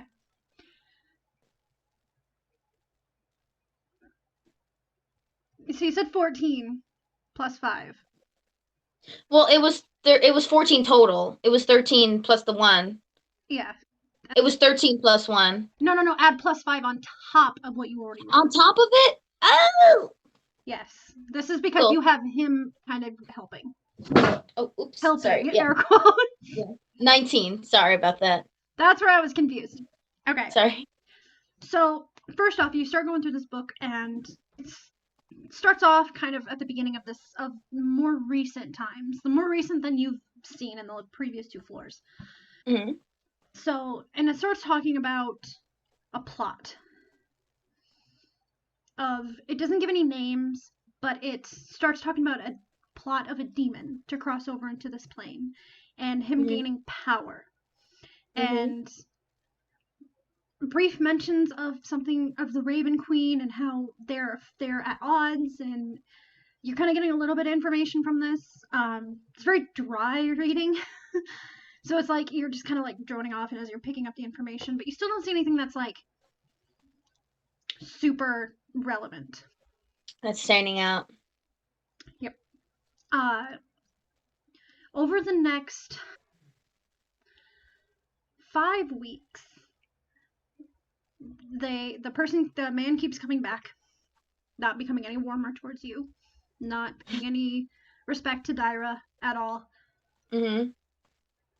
But you're starting to learn more. Mm-hmm. You get information on. He pulls out a book that has information on liches and how they're made and how they work and kind of what they tend to kind of worship and how they become these really powerful wizards and magic casters, how they turn into this undead thing. You start learning about phylacteries, which are fueled by souls of their victims. You kind of realize how disgusting the process of becoming a lich is and how much you have to give up in order to get that immortality. And you don't get full information because again, people don't sit and write down about everything about liches. And then another week you get you read more about certain demons that tend to attract liches. One of them comes up as the name of Orcus. Doesn't ring any bells to you, but you learn that he's Prince of the Undead in the 9 Hells. Welcome to the info dump. Orcus. Demon Prince of the Undead. You learn he's very, very powerful. And you... and in another week, your table is now back up there, and Dyra is poring over a book, and you hear her mutter a word. Not quiet enough that it's whispered, but more of like she's reading aloud, and you hear the word sorrow. And with that single word, it strikes a chord in your memory. The words that have haunted you for years. This whole time, not sure what it meant. In the grating and taunting, gravelly voice of the lich.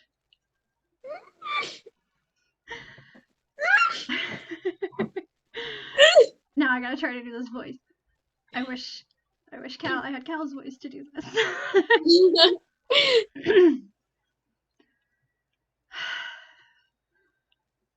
Oh, I can't do it. Sorry. Dang, you can type it to Cal and he can say it. You hear, sorrow will fall. Ooh. You immediately rush to this book. I might have you, Cal, eventually, but not right now. You rush over to this book and you get some more information about a very unknown person by the name of Sorrow. Not getting a ton of information on this particular bit, and you're like, are they talking? At first you're wondering, like, are they talking about the emotion? Are they? But then you start to realize they're actually talking about a person. And how this person fought a war against a demon incursion, against the demon named Orcus. And that he had tried to cross over into this plane to try to take it over to get more souls for his undead army. That's where the phylactery and the lich. You're starting to make these connections in your head of like all the things.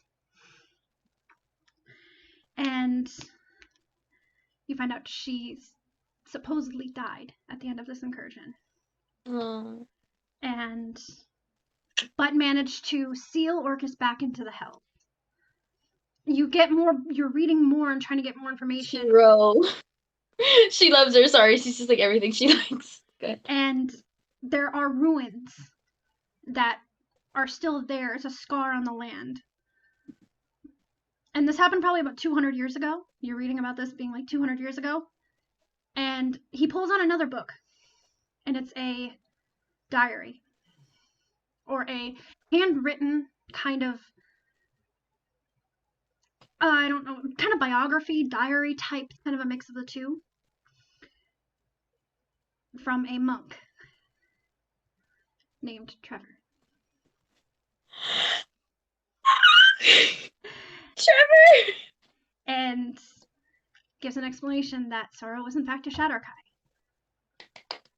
And talks about a black beast that was at her side, and you're getting that she took on, again, you're like that she left the temple, she was in this temple to learn, and they can't, there's a lot of writing about how they can't give away full details about this woman, but he wanted to account and get it written down. God, I'm nervous. Oh, shouldn't be. And how, again, how she had sealed him, and how she needs to be remembered, but she can't, that they can't give away a lot of information about what she was and who she was and where she came from. All you know is that she was a Shadar-Kai. And So happy. then he pulls out another book more about liches, and specifically liches under Orcus. And how they have tried to find the Shadar-Kai to take back whatever was keeping Orcus sealed in the Hells. In this book, this is the only time you've ever seen this, is what is described as a symbol of Orcus. And I'll pull that up in just a second. Okay.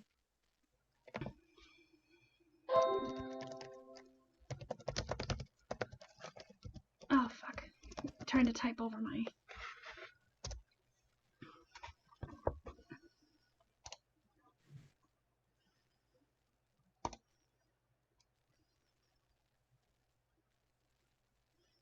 You said Sorrow supposedly died during this. You've gotten some accounts that said that she had perished.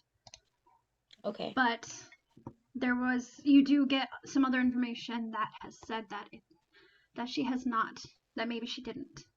Nobody found her body. Nobody found ashes. Nobody. So you're not exactly, you kind of get mixed accounts. I didn't say. Yeah, she's sorry. Like, how can these people be looking for her if she supposedly perished? Like, that is the question that is standing out to her right now. Like, and so, sorry, go ahead. I didn't want to interrupt you. But That's not she's like, what I clicked. Oops. Sorry. Oh, God. Whoops. Stop. Not that one. I'm sorry, it's this one. It's okay. You don't gotta go fast. So you We see cannot this, be. and to describe it, it is a scepter with a gnarled, deformed skull on the top. It's jagged and grotesque, and you're looking at it, and another memory comes back.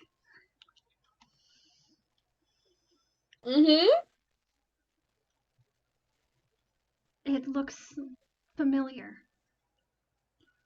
You see a similar staff pointed in your direction.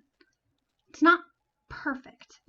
The skull on the top of this one was more human, whereas the one in the drawing looks warped, and you get an uneasy feeling when you look at it.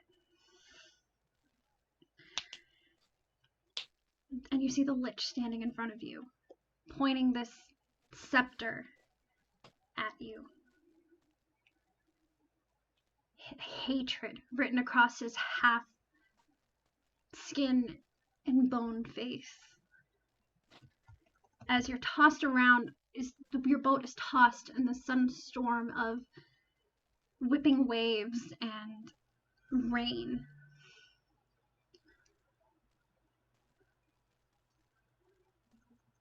And you get his name in the book. Vakken. And this, Say it again. I will write it down. It's Vakken. Vakken. You are you see magic again just pouring off of this vile creature standing on your ship. Your crew, some of them dead, nearly dying in front of you. And over all of this, you hear, I, Vakken, the releaser, will take back what is taken, as the staff comes down. And you assume pointing a spell at you. You flinch, unable to move, as you're frozen there against your will. But before you can feel the magic start to seep into you, in front of you steps Glenn. Bloody, beaten, your faithful friend and first mate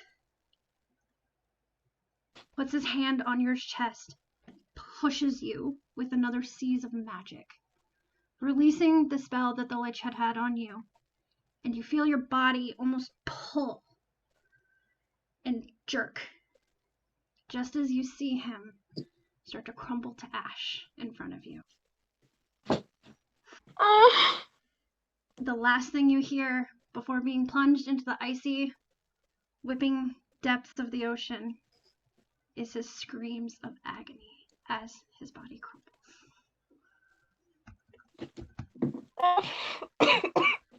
You take a moment to breathe, stricken by this memory that's haunted you, but this new information. And you feel a hand on your shoulder that brings you out of it. Hand is cold. And you feel a strange innate disgust as you shake off the memory. And it's Dyra who has put a hand on you.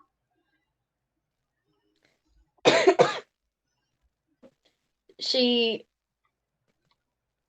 puts a hand on top of the hand that's on her and doesn't say anything. But she like squeezes it.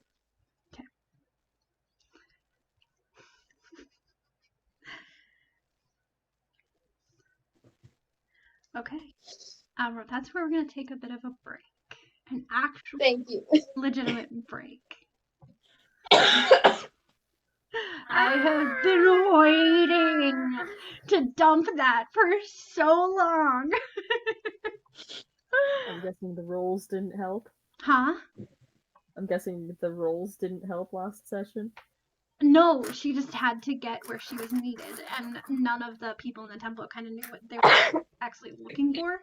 So, I don't know if you were here during that, but none of the people in the temple really read the books that they store. They don't have scribe. Yeah, I was here for a good chunk of it, and what I'm missed, shaking. Kelsea, that was so good. Like, why did you have to say it like that? Cause I told you this was gonna happen. I warned you. I was going to hurt you. I love it when you hurt me. Feels great. Does it? Does it really? It hurts so good. My I'm sorry.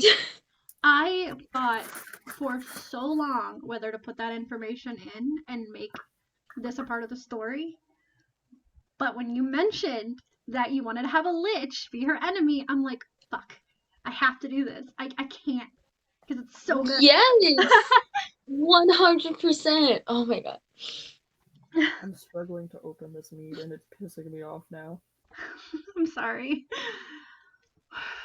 God, I'm shaking and I think you could hear my voice like quivering. I'm so nervous. I wasn't sure how you guys were gonna take that, so I was like, Oh, now people know like well, it was like kind of Yeah, it was necessary to say out loud. yeah, you know, like the scene and how me and Kelsey imagined it and exactly what happened now. So Anka ain't got nothing to hide. I can tell you exactly how Juniper met her buddy. Don't tell me. It's not that big of a secret. I just like hearing it come out, like, you know, not in the story. If it comes up naturally, but unless someone asks. Oh, it's probably going to be asked, considering how polar opposites her and Farron are. So, kind of the responses will be polar opposite. Juniper will go off on a tangent of how she ended up in that position, and somehow end up talking about family. We don't worry about that. Farron will be like, eh. Absolutely correct. Just a little bit more background. So you had 4 people you could have picked. One was the apathetic person from the beginning of the library, which was the lowest, and the one you probably didn't want. The second was the person from the wand room, who was like really jittery and like excitable. Third person was a new one that you hadn't met yet. And the fourth one, which was like really rare chance you were gonna get, was actually the leader. The one that Maggie talked to the most in that back room before he got over to Sigil. How they responded to you and how they acted towards Dyra was going to be completely based on who they grabbed and who you grabbed and who you rolled for. This was a luck roll. But yeah, that was yeah. Sorry, I'm looking up pictures of half-orcs and trying not to cry. Oh god. I'm actually going to put the symbol now in the thing. That's probably a good idea. In the piece, in the stream. Yeah. We're still streaming, by the by. Yeah, and? Oh, hi. We haven't said anything too terrible yet. Oh god, I'm shaking so bad. You did an amazing job. As always. Yeah, as always. I just want to drink this mead. Do you have a wine opener? Yes, and it's failing. It's one of the ones that is on a knife and they're fucking shit. Oof, I'm sorry. And I went downstairs, and what kind of... Okay, this is as racist as it's going to get. What kind of self-respecting Frenchman does not have a proper corkscrew? Apparently, him. God damn it! I can't get it open. Put it in a shoe and tap it against the wall. No, there's people sleeping on the other side of me. Oh, I need to make an amendment because I messed up.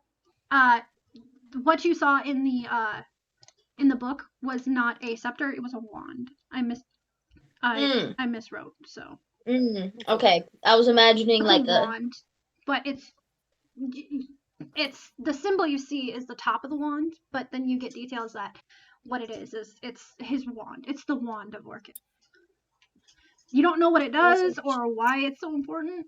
You don't even know like how it was made, what the fuck that skull thing is. She's not a spellcaster. She's like that stick that he waved around. Fucking asshole. Yeah, no, and that wasn't again the wand that the scepter that the Lich had was not the same thing. I want that to be 100% clear. They were not the same. The Lich did not actually have, the book? Yes, the Lich did not have the wand of Orchid. Yeah, I got that from the way you described the skull, that it was different. I was like, it's not the same thing. That's why I added that in there, because I was like, I have to make sure that this is known that this Lich does not have the wand of Orchid, which is like one of the most powerful objects in D&D. Just legit saying. Oh god. Oh, okay.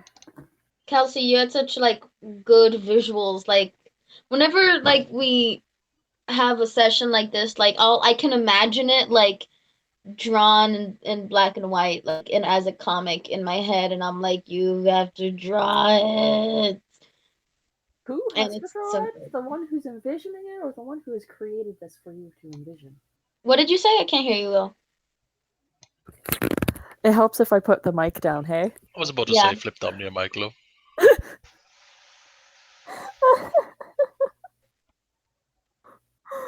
I said, who has to draw it? The one who's envisioning it or the one who created it for you to envision? Both of us. Me, this is my fan art to Kelsea. Yeah, I'm just drawing fan art for my favorite show. Oh, what show is it? It's called Dungeons and Disciples, but also sometimes it's called Dungeons and Heretics, and also sometimes it's called Anka's Adventures. Anka's missing. Wow, that's a weird Welcome to show. our AA meeting. Yeah. What kind of show keeps changing its title? Well, that's in the works, you know. This is just probably Give 'em a called break. Astral Sea. I have not come up with a better name for it. Oh, the campaign is gonna be Astral Sea. I call in my head I see it as Astral Sea Yeah, campaign. that's what it's called. But I mean our general, like our group, you know. Oh, I'm sweating. Oh god, that was so nerve-wracking. I'm sorry, guys. That was so nerve-wracking. Stop it. Don't be nervous. That was amazing. I'll be right back. Okay. All right. So we got to about the halfway point of this, or no, probably about a third of the way through this session, because that took 1/3. to get. Yeah, we're about 1/3 of the way through. Rip. You have quite a bit left, so we may have to do another session unless we go. That's okay with me. No, we don't want to rush it. Yeah, yours wouldn't have been so long, but Lord dump. I like it. I like Actually, it. no, we're probably about halfway, depending on how long the next thing goes. So we'll see. Okay, because we got either 1 hour, 2 hours, just depending on how long you want to go. I said till about midnight my time, so. Yeah. I have returned. Welcome back. Welcome back. You guys didn't Welcome mind. back, Snick. You guys didn't mind that, did you?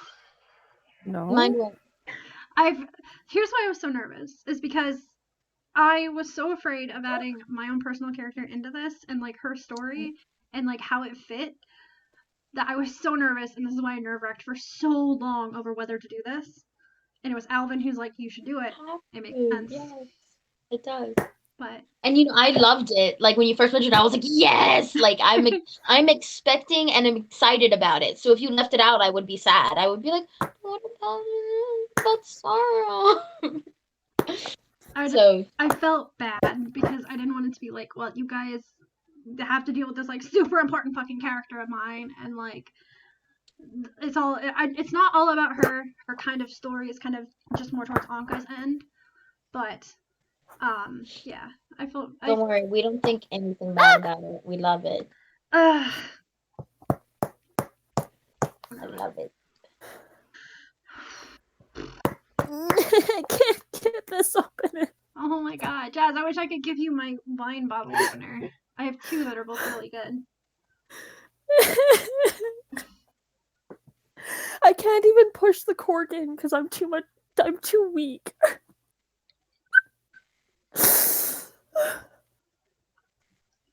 I wish I could help you. I'm a sad potato. I'm sorry. Not a potato. Sorry, I needed a moment to come off of that. Ugh. Stop it. Stop saying sorry. I know, it's hard not to. I am aware. That. Stop it. But I'm glad you enjoyed it. I just hope everybody else enjoyed it too. I Yes. love. Oh. Mm-hmm.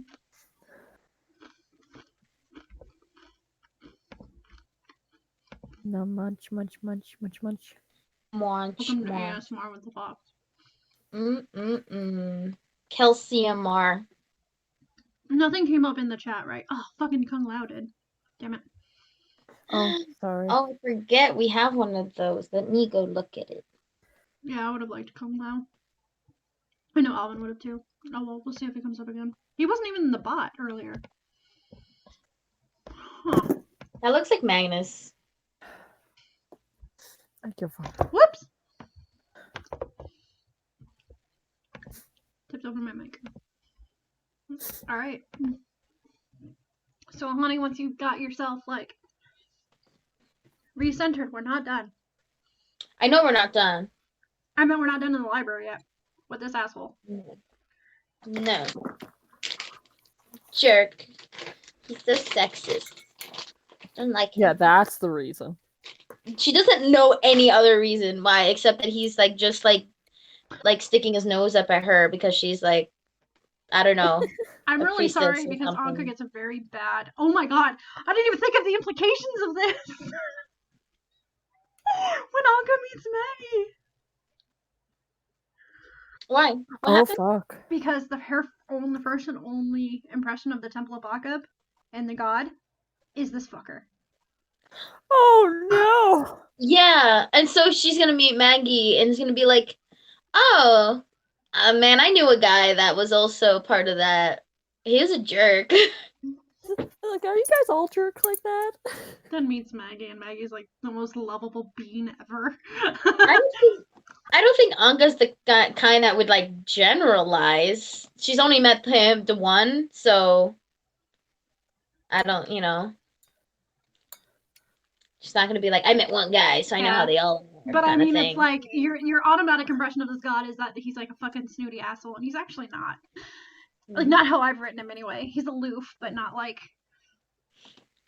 It's Anka also had that energy going towards him because she assumed he was a jerk because she doesn't know about Dyra. So it's just how it worked out that he's a snooty asshole. Interested to see, because I've got some rolls that I need to do for him to see how much of a dick he's gonna be. Yes. Can't wait. Rolls a natural 20. Me rolls a 1 to combat it.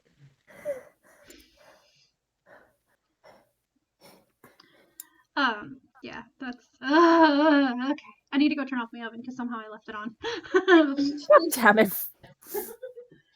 Well, I warmed up my house. Yeah, I'm sure. It's fine. It was only at 3:50. Alright, I'm gonna go to the bathroom really quick and then I'll be back and we can start in a couple minutes. I should also go to the bathroom. That's a good idea. Good idea.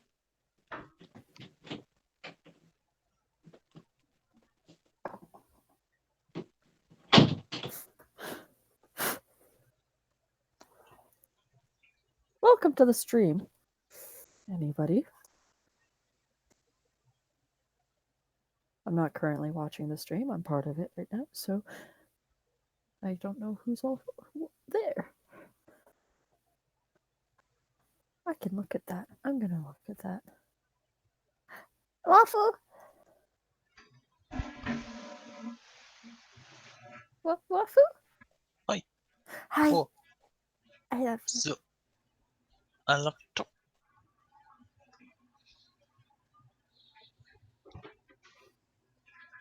I'm gonna YouTuber this bullshit and wear pajama pants. And a nice top. Well, I mean, it's not like people see you. Yeah, I know.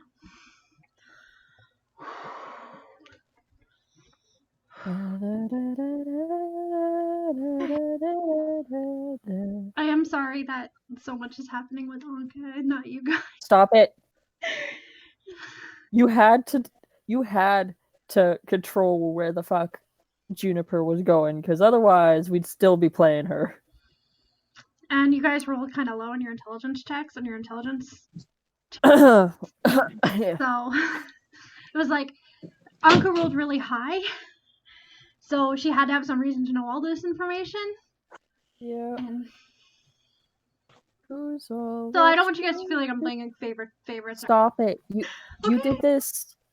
You did this as fair as possible. You literally had us roll for how much we knew about this world we were going into. Okay. You have, other than me, there's Lurks and Zeneki Bear.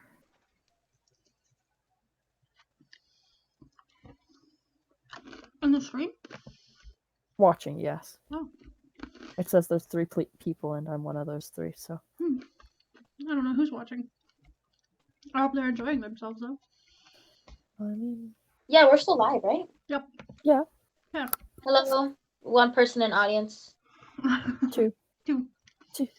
We're all like on a stage, like sitting at a table in like kind of like homemade costumes. And there's like 1 person in the crowd, like eating popcorn, but like kind of half like on their phone also, and like every once in a while they go woo. That's it. You know that is a Love you, little Autumn, too remember. accurate, and I hate it.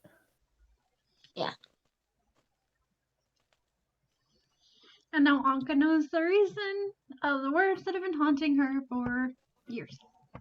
Yeah. She's so like Vakain or like whatever she's I like need to trying to write that pronounce it. down in your chat. I'm gonna actually send you all of this information so that you have it all to reference back to. Thank you. I've been writing it down, but but she's like, man, I thought he was saying some ugly curse, but that was his fucking name. What a And loser. the spell he cast, everybody should know this, is Finger of Death. Yeah. Not that it would have affected Anka. There it is. Also, yeah, you're right. Also, actually, it would have because she was already hurt. Yeah. And well, I suppose she didn't. But there's that. Which but she would still, only Okay, for everybody knowing, we were playing a 1-shot, 2-shot with Cal, and I was playing one of my Shadar-Kais. And she just Shadow Jaunted, which means she takes half all damage. But she's also Yeah, you should Shadar-Kai. probably specify that it's not D&D Beyond Shadar-Kai. It was before all of the edits. There was before they balanced them. Yeah.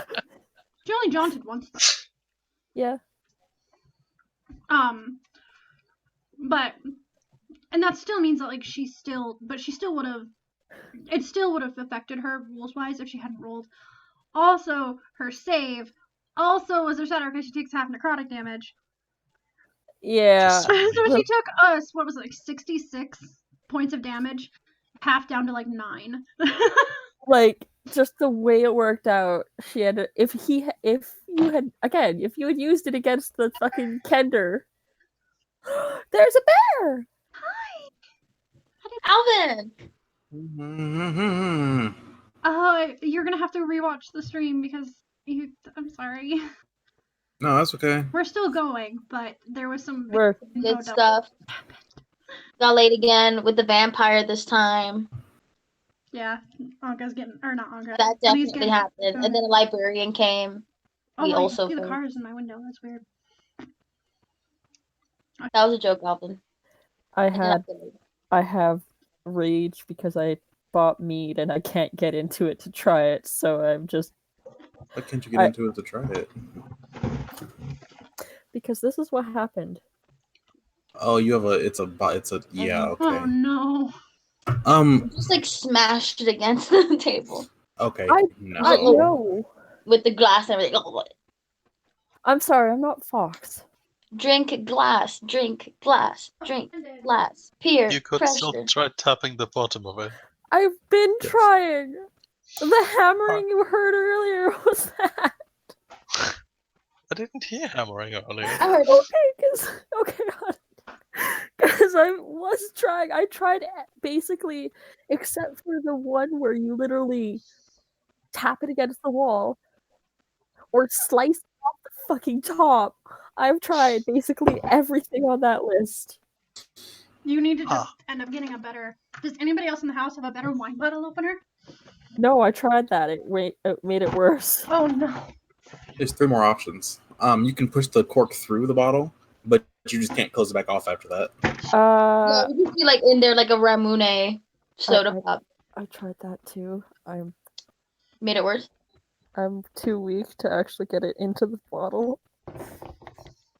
Other 2 options include just trying to drive a nail into it or a screw to pull it back out. Or for hammer. Both of those I tried. Yeah. I don't have tools. Does Olivia have tools? Yeah, in the garage that's currently locked and with about a foot of snow between the house and the garage. Oh no. Jasmine attempts to drink. It does not work.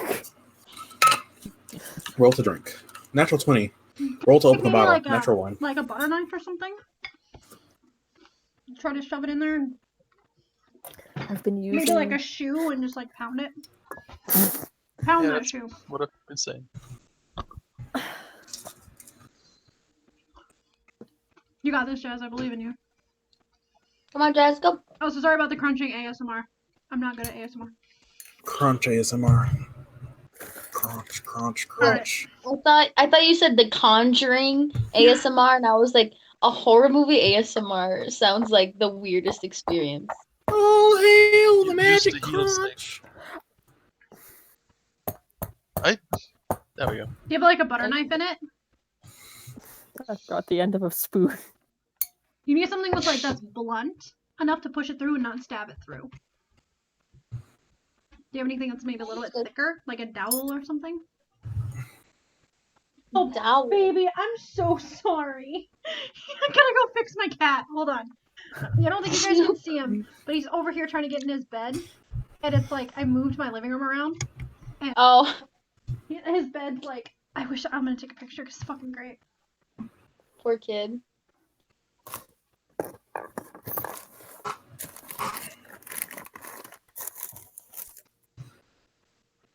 Pencil. Pins. Did you have a good nap, Bear? No. Oh, I'm sorry. I don't know when I fell asleep, and I don't know how long I've been asleep, and I don't know when I woke up. You fell Where am I? asleep. You Who fell am I? asleep shortly before I got home. You've been asleep for about Did I make it better? 2 hours, and yes. Well, the issue is I've actually been up since before 8. Mm. When the fox texted me and said, or messaged me and said, "Hey, we're just starting," and I was like, "Oh yeah, I'm just testing my consciousness." And from there to 9, I just was like in a state of I'm completely awake, but it's just going by, and I can't tell the time it's going by specifically. Just letting Russian Badger play in the background without a care in the world. Aw. Well, you'll have to rewatch the stream because there was some really good juicy bits that you missed a little bit. Well, I'll have to rewatch it anyway because I still need to watch last time's. I'm gonna upload that to Oh, YouTube tonight. I have all the information, so Thank you. yeah. I just had to This wait to is get the really information from Jazz and kind of figure out how to do it. By the way, Jazz, we probably should create a separate email. Be Yeah, connected to your YouTube as well. I know. Oh, I know. That's why I said just make sure it's on the right one, and I'm it is. I'm not worried. Okay, well, I don't plan on getting into your Google, but Alvin and I just had to talk about this yesterday. If I have access to your YouTube account, I have access to all your Google stuff. And I'm not worried. Okay. Honestly, if of everyone in this group other than Cal, yeah, I'm not worried about you getting into my shit. My worry is you'll have Yeah. something that has to deal with my luck. And something's gonna go missing. So that's my worry. And I don't want to be responsible. Pretty much. No! Yes. What happened? Oh. I give up. I'm too angry for this right now. Just eat the bottle. Did you Might try? at this point. Did you try setting the bottle on the floor, putting your feet on either side, holding it, and just yanking with both hands upwards? He's happy he's got his bed back. You might want to try putting on those shoes so the bottle doesn't slip out between socks or something like that. Alright. Honey, are you ready to get back into it? Yes, ma'am. We're Get just my about, food we coughed have up.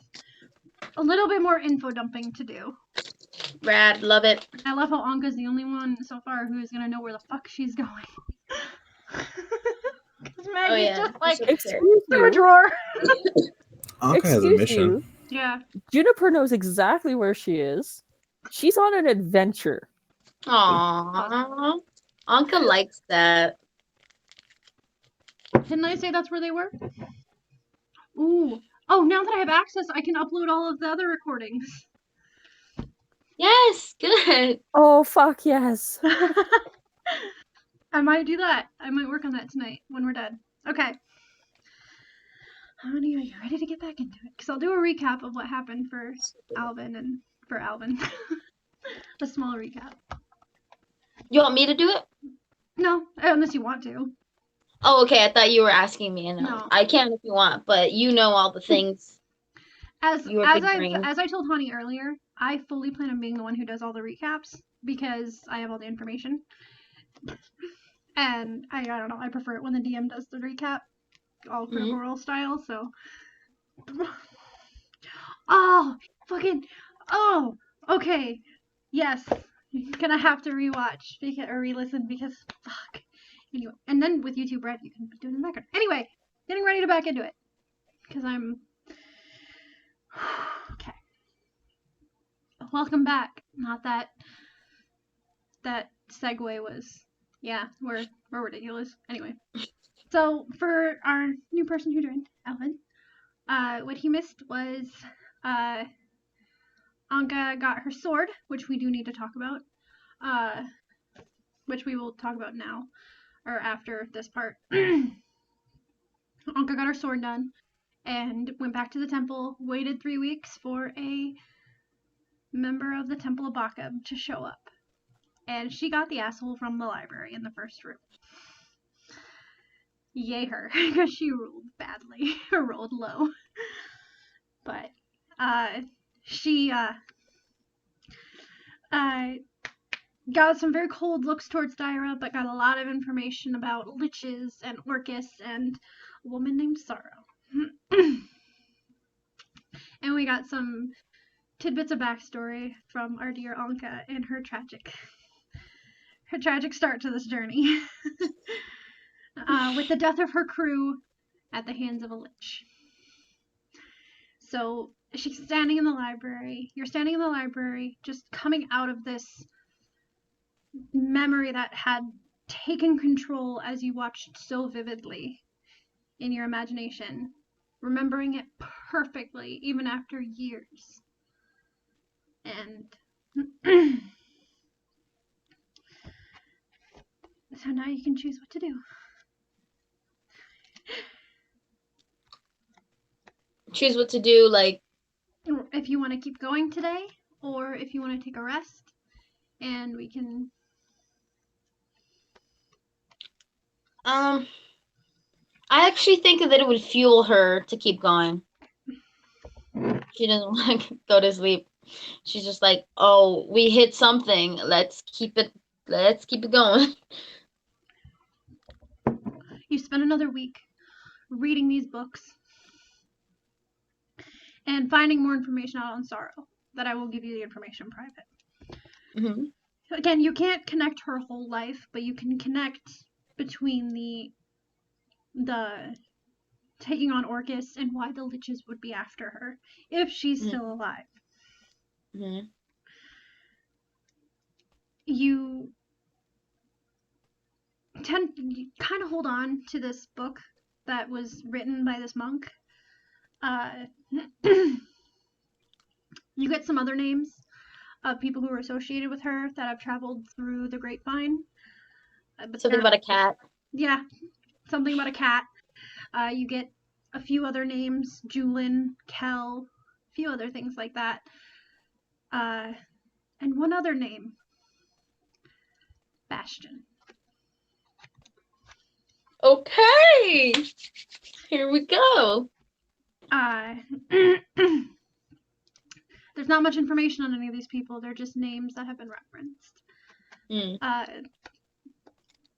Some have dates attached to them. These are all varying dates of starting and ending.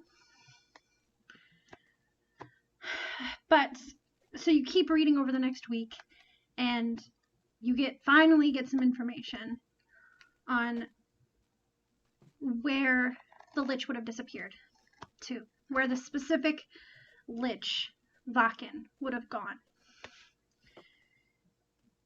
You get a mention of a city named Sigil, or called Sigil.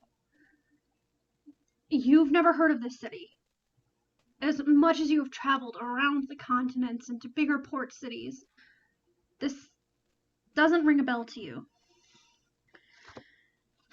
And you stir through the book, and the man who is helping you turns around and leans over your shoulder and chuckles dryly and airily. Like it's not a joyful chuckle. It's a I know better than you chuckle.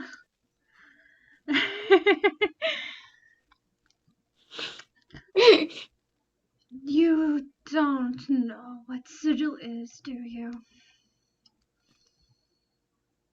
No. He looks over at Daira, who's just about sick of this bullshit. And no, I'm just like, no, keep it together. Like, I don't. Need his help. Huh?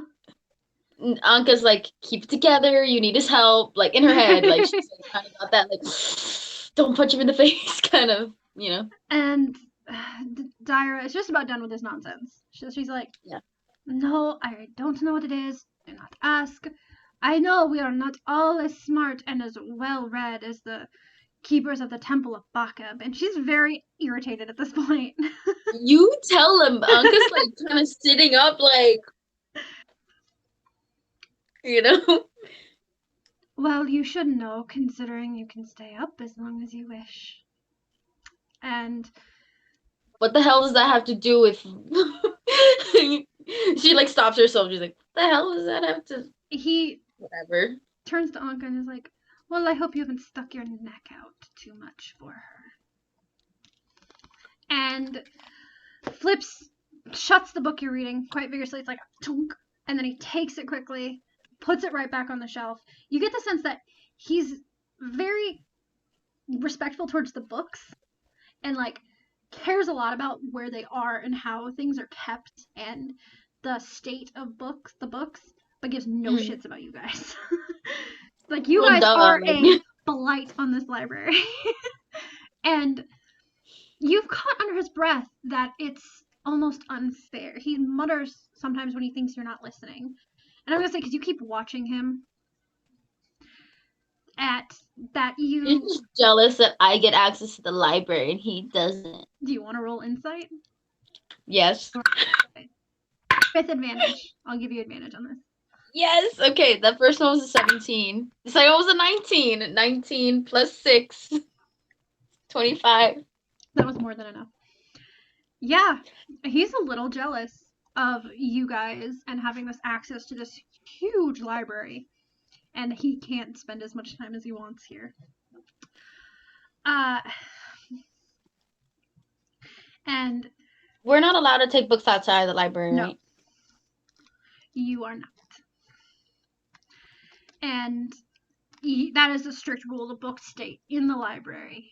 Yeah. No food or drink is allowed while you're like rifling through the books. Like anything that can spill. Breadcrumbs are fine because you can dust those off, but any like wine or anything, you're not allowed to have. So strictly water and like bread, which is why you become Jenny's #1 customer. Mm-hmm. Are you still mad about the bird shit? Yeah. Not mad at you. That was amazing. I loved it, but like she's still thinking like fucking bread. No, but she's also. I'm being quiet because she's thinking about something. Okay. I don't know. You continue though. I don't want to interrupt you. So yes, you also get the sense that he's. Again, you get that sense of that contemptuousness of that he looks at you guys like you don't deserve to have this library. Never mind. She's gonna do something nice. Fuck you. He's a dick. This is over the weeks that you've been there.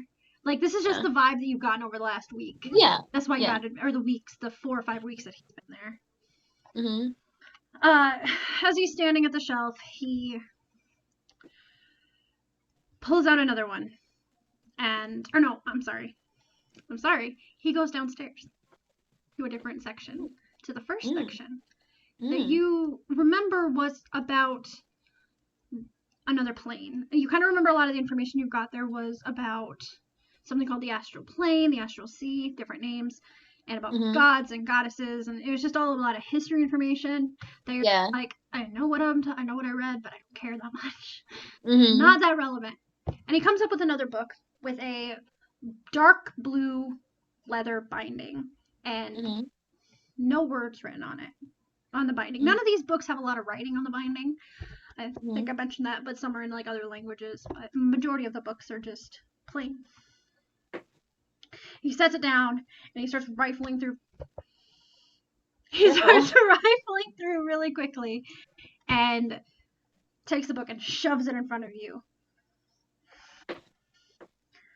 That is Sigil. And in front of you, you see a rough sketch diagram of this city. And it's in an almost tube-like design that you have. There's a bunch of writing. Some is in languages you don't know. Some of it's in Sylvan. Some of it's in Elvish, kind of. And it is the city of doors. It is the city that connects this plane to the astral plane. The astral plane? Yes. Do I need to explain that? Get to the astral plane. I know what the astral plane is. I read this floor. Well, good. You can retain information. Good. Yeah, he's a dick. God, it makes me feel so dumb. That's the point. I'm so glad he does, because that's so horrible. If he was headed to Sigil, he's most likely not staying in Sigil. It is run by a being known as the Lady of Pain, who, well, I don't think anybody knows much on her. And he straightens his shoulder, like, and about to give you some more information. And he's like, fucking hell.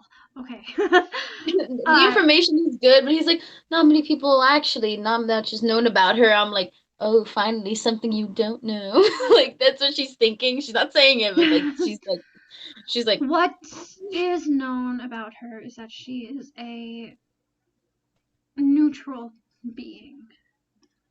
And very powerful. And not one to cross.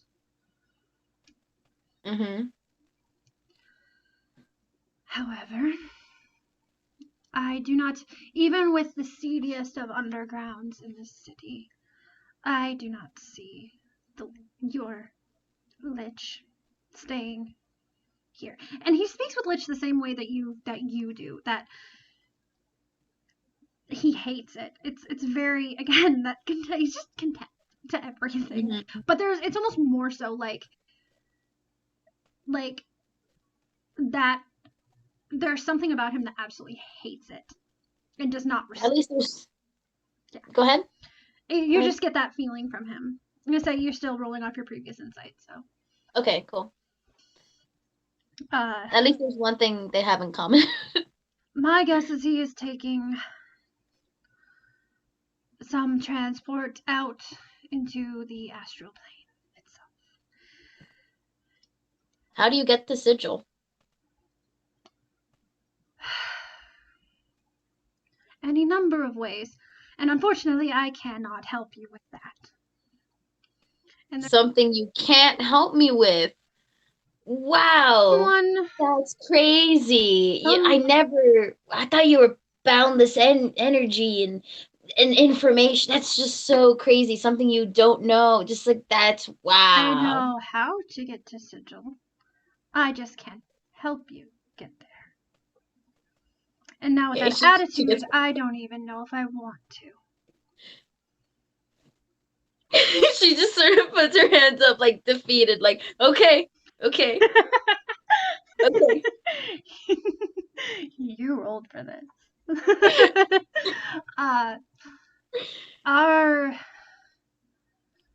With all the deepest respects, another higher member used our only way there on a goblin. And he's just like, when you've heard him mention this goblin once or twice, that again just doesn't like this guy. Whoever this goblin was not happy with him. I haven't heard anything about this goblin besides the fact that he was a goblin. So she's like, maybe the goblin had something important to do. like she just assumes this guy's like a racist and they're just horrible. So she's just like, so what if he's a goblin? Why do you have to mention he's a goblin? In her head. And then she's like, How did he get there? What did he use to send that goblin there? He takes the book again and flips through to another bit of information, and there are very small snippets of writing in very rapid handwriting mentioning a key over and over again about needing to get through a door to get to this place that he can't get to. You don't get a name, you don't get much information besides what is this specifically a key to sigil. A key. Yes. They are a key or like the key. They are incrementally rare and only usable once. We had one. I feel no need to keep this a secret. We had one of this rare and frankly amazing artifact that we were not allowed to use and gave it to this goblin. So unfortunately, even if I wanted to, I could not help you.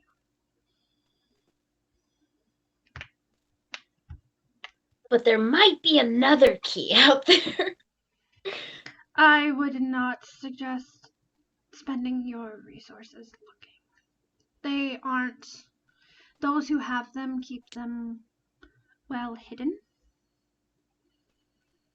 And they are considered sacred. And they do not work for just anyone. She just like rolls her eyes at that part. As you look down at this writing from this person, you get it. One of the snippets talks about how he could not get it to work. There was nothing he could do that would get this key to unlock a door to a portal. It just opened the door.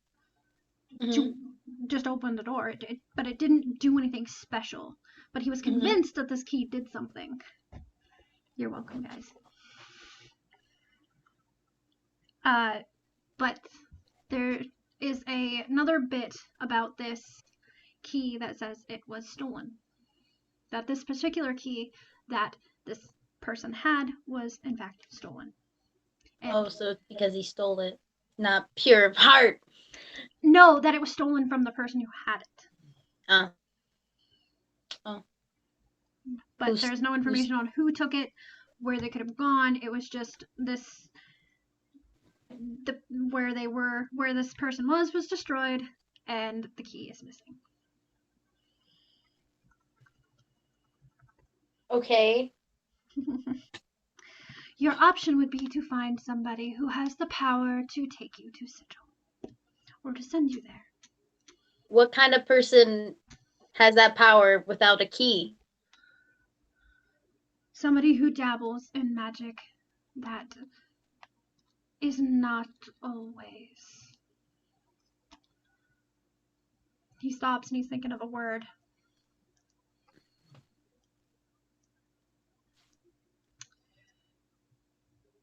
Who does not always use magic for the most scrupulous means.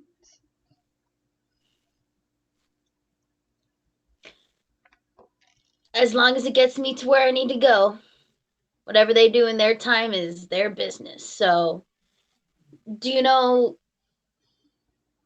where a person like that would be? Where I could find them? Or no, and this is about the end of our so wonderful time together. It's been real. Oh, it's been an absolute pleasure. She just makes like a very bratty face at him, like. I am going to do a thing.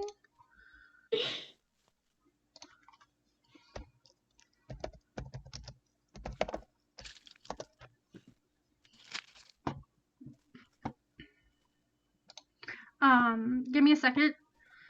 He turns to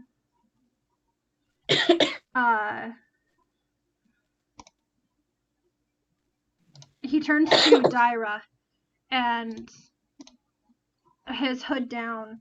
And because in all this time that he's been here, which has been about 4 weeks, you've gotten more information in these 4 weeks than you have had in a year and a half of reading. So you get, don't forget we had a deal. I know we had a deal. I did not forget. Believe me, I don't think you would let me forget.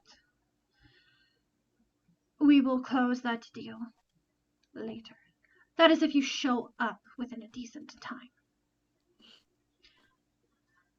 And he pulls his arms down. He's like, this might be the thing that would get me to get here quicker, especially now that your circle is up and running. And with that, he walks away. Drama. Oh, right before he like leaves. Yeah, right before he leaves, can she say something to him? Yeah, she has time. He's still not moving with an expediency. Okay, so she'll wait for him to like be about to leave, and then she'll be like, wait, hold up, wait. Okay, she says, "Hey, Loggerhead." That is my name, but what? Thank you for your help. You're welcome. That's it. She'll let him leave. Okay. All right. There's a picture of what you saw in the book.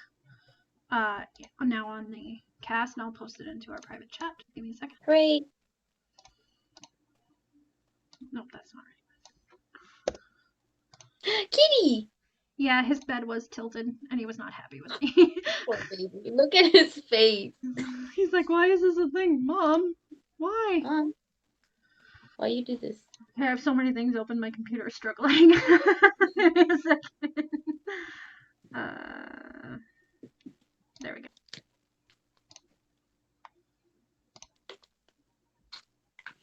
Also, she's calling him Loggerhead, like a loggerhead turtle, because he moves so slow. That's amazing, and I had not put that together. Yeah, that's why she called him that. I was like, as soon as like you mentioned him walking slow and like how he wouldn't give his name, my Anka immediately went like, Google types of turtles, and I was like, oh, that's what it kind of looks like. Tube. And you get like. I can give you more information on Sigil after this, because you guys will be going there, so you'll get some information firsthand. But it's a huge city. Like it's cool. bigger than It's bigger than any city on this realm. Whoa! And it's the transport between this realm and the Astral Sea, and you kind of go through over the next couple of months of trying to find out more information on sigils and trying to see if there's any information on what you could get there, like how you could get there. But really the only thing you can find out are keys, is like, or through some kind of transport spell. But it's very dangerous to try to teleport there. And it doesn't always work. And plane shift, you immediately think plane shift because it's still in your mind. That doesn't work either. Because it's not connected to a plane. It's its own separate thing. And the chances of actually getting to Sigil in one piece with that spell, without it being modified in some way, is exceedingly rare. And people have died trying. Many people have died trying. Better not. I'm not allowed to die yet. Probably not the best option. Even not until I do my thing. I have to live until then. But yes. So that's kind of what you get. You get that it's called the City of Doors because it's a portal to everywhere but nowhere. It's you're like, this city doesn't make a lot of sense, but as you're kind of reading, you're like, I kind of get why it doesn't make sense. And you don't find any maps of the inside of the city, because I know that's something Anka would immediately go to look for. Yeah, she would want the map. There are no maps to the inside of the city. And you get, because she's gonna have such a good time when she gets there. Sorry. You get some information that it's impossible to map, because it's constantly changing and shifting. Things don't ever end up in the same place day after day. That to navigate the city, you need a guide, or you have to really know and have an instinct of navigation through the city. There are information on people who have been there. Not a lot, but that's kind of how you're getting some of this stuff is from accounts of people who've been there or corresponded through Sigil in the Plane. So you kind of getting through over the next couple months, you kind of get the, you definitely come to the conclusion, all right, I need to find somebody who can get me this spell, who can get me there. And you spend more time just scouring the books and finding out as much information as possible. And one day, Dyra comes up to you, and I would like you to roll insight.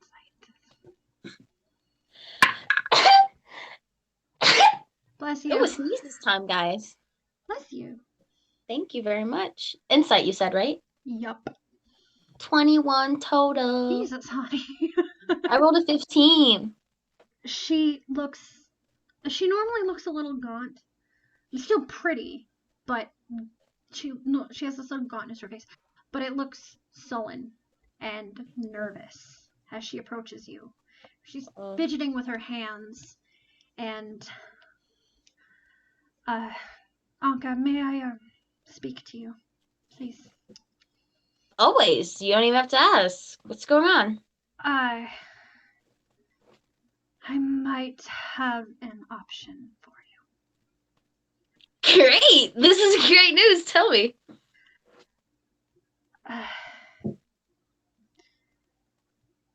What do you know about hags? You can roll Arcana if you want to see if Anka knows anything about hags. Is it a natural one? She really does not know anything about Arcana stuff at all. We'll roll fucking fantastic for insight. Anything else, no. Yeah. And for talking to birds, whom then you've apologized to. So, yeah. Should I respond to? Oh, go ahead. Sorry. Yeah, you can respond to her. She says, it's like an old woman, right? Yeah, she's like, well, it's like a really mean old lady. Like, I had a couple hags live, like, down the street from me when I was a kid. Wanted to blow my brains out. She shakes her head, and her habit, I think, just shakes with her, just like, no. No. Well, then what? A hag is a very disgusting creature who very powerful, but not one to really mess with. And she starts telling you about hags and giving you a little bit of information. They are extremely vile creatures. They're not quite as reviled as liches, but they're up there with like the scary bedtime stories that parents tell their children about them stealing babies and they take children and replace them, and then that child becomes a hag, and they are cunning and cruel and disgusting. And you've never heard her talk like this, but it's very, they sometimes raise undead, and you get that feeling of like, oh, why is it always undead? Always with the undead. Yeah, she seemed like excited at first, but like now she becomes more and more like.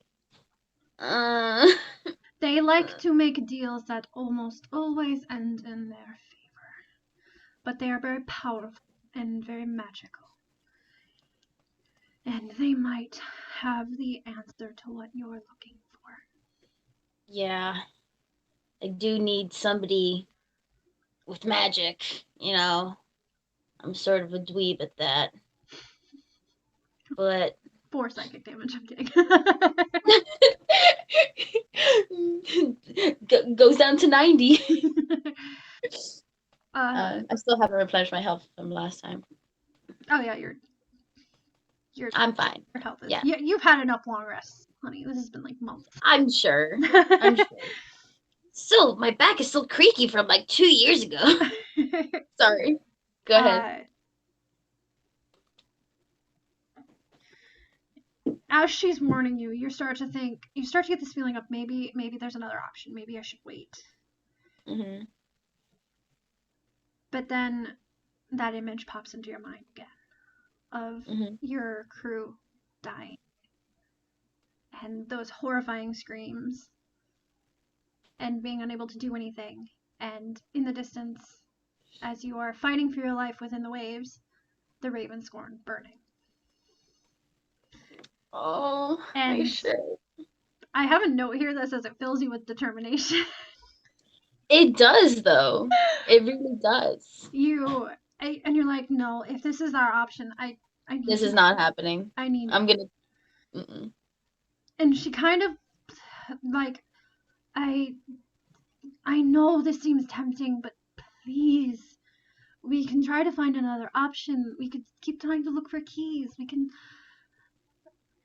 I can't keep running around with like a chicken with its head cut off. I can't keep chasing dead ends.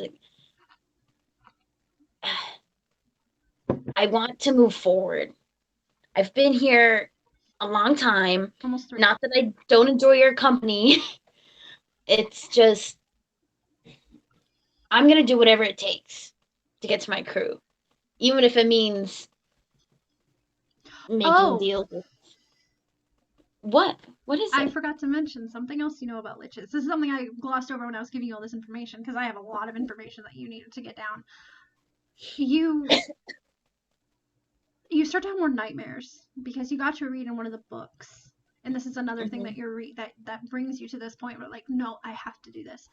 Is liches don't generally let the people they kill pass on. Oh, I know. We talked about this, yeah. And they use them to fuel their phylactery. Yeah. And it's generally very agonizing for the soul and for the person. And they can't cross over into something, for someone who follows the Raven Queen, maybe not religiously like a cleric or a paladin, but you still get this, like, I gotta keep using the same words, but this disgust towards this creature more than you had before. Because you had thought, you didn't know that this is what was happening to your crew. I didn't know that I didn't know that before. Yeah, you didn't know that. A lot of why she's, like, looking for him is, like, because their souls are still in there. You know what I mean? Like, yeah. She needs to free their souls. Is like, that is her. So you get this, that you get the confirmation that this is what happened. So yeah. It's like, no, like, they're there. They're not moved on yet. Like, I'm not just gonna fuck around and, like, possibly that's something that can get me there quicker. Like, go away, you know? Yeah. I had a feeling you'd say that. That same sentence that goes in your head. I was just about to say that. She's like, damn it. I understand. If you choose to do this, I would just don't run off before we can talk. There is a lot to know about hags and how to deal with them that I don't prepared for. Yeah, I'm not gonna go running out the door right now. You know, I gotta. Kind of gives you a look of that was really loud. I'm so sorry. She gives you a look of well, I'm afraid that because I'm talking into the mic, how obnoxious that is. She gives you a raised eyebrow. Like, you really not gonna run off? You gotta know your enemy to defeat them. And your allies. And she starts to give you a little bit more information about hags, about how they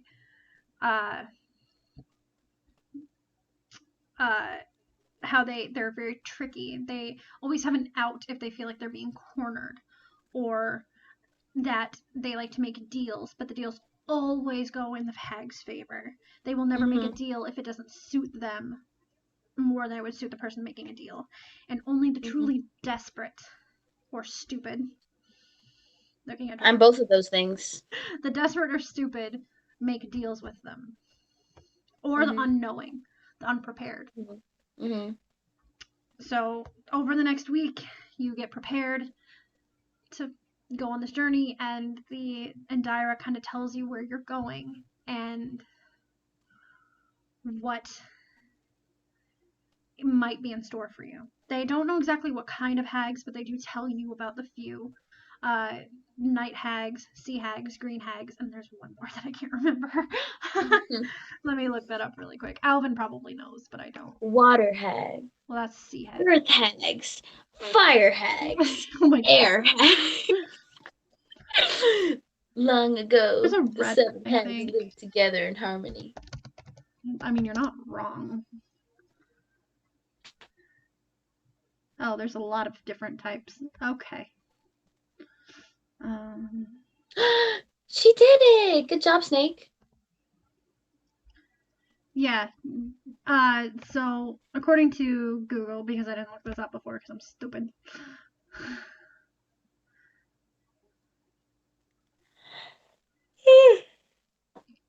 There is this looks like it says anus.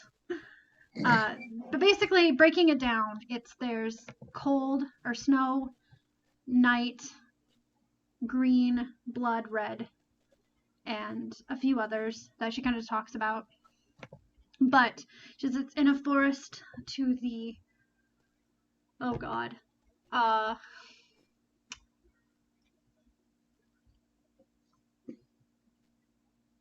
west. I had to remember what way everything was facing in order to not send you back in the other direction. Towards the west. Did I say west? I hope I said west. Yeah, I think you did.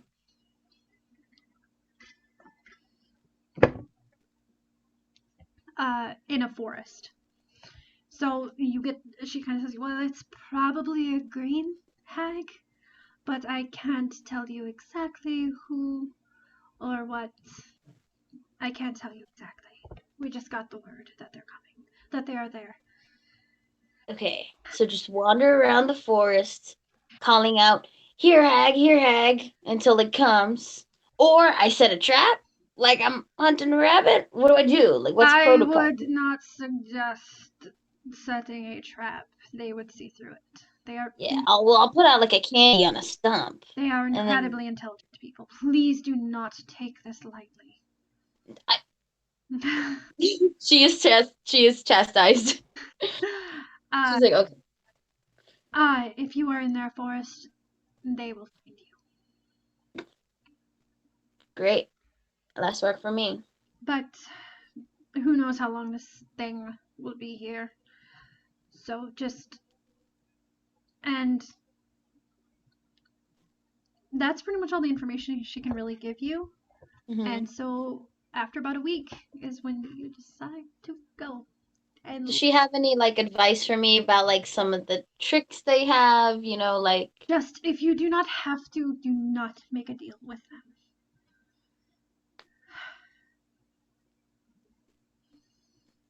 Okay. I don't know how you would get them to do what you want, to use their magic on you for any other reason than their own gain, but just if you do not have to, do not make a deal with them, Anka.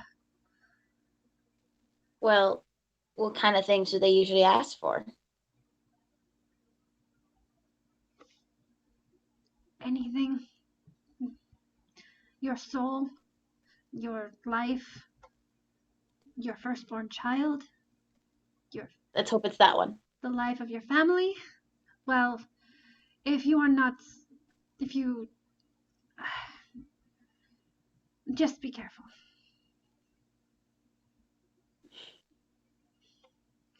And that is pretty much all the information, unless you have more questions.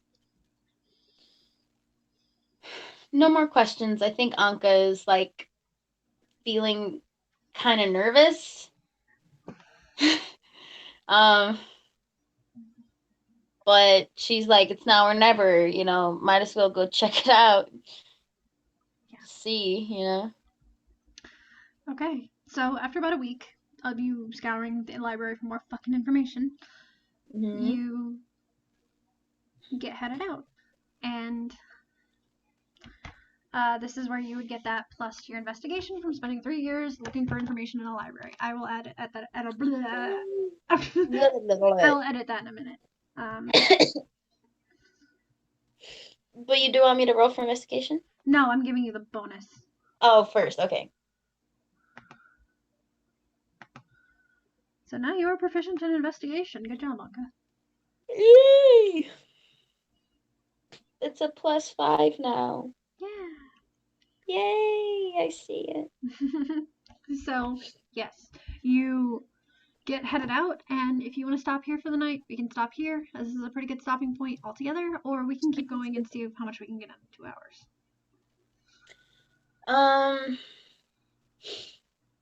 I don't know. I kind of don't want to rush it. I feel like this encounter with the hag is going to be, like, intense. Mm-hmm. I kind of want to be at full, you know?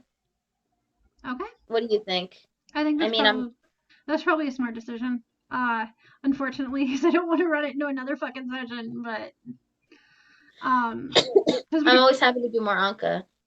Yeah, but you're not here next week, so we're not even running D&D next week. True. And so unless you can do it sometime during the week, which I know you're super fucking busy. Maybe. Well, school let out. I think I don't have any more classes until I come back from break, I think. Oh, really? And I didn't get scheduled for work because the art store is closed. Thank God. So do you want to try to run it sometime next week? If you want to do something this week, then yeah, because Wednesday we're leaving for our trip. Mm-hmm. So sometime before then, maybe. Let me just check with everything and make sure we don't have any like plans to like meet up with my cousin or something like that. Like so because we're driving together, you know. So I'm getting tired too. So. Yeah. Not tired, but like I'm starting to like. There's a lot of information that I just dumped in. Yeah, it's a good stopping point. Mm-hmm. Okay, good. And we need both of us at full energy. Yeah, to run the hag encounter. I'm excited. I wonder what she'll ask for. You know what she's gonna ask for, honey. We've discussed this. But I'm not gonna say it out loud. I'll save it. Alright, I think we're closing it for the night, so I'm gonna stop the stream and thank anybody's watching. Thank them for watching, and I'll be running Anka maybe next week sometime. Woo! Hooray. Alright, everybody, say bye. Bye. Stop streaming.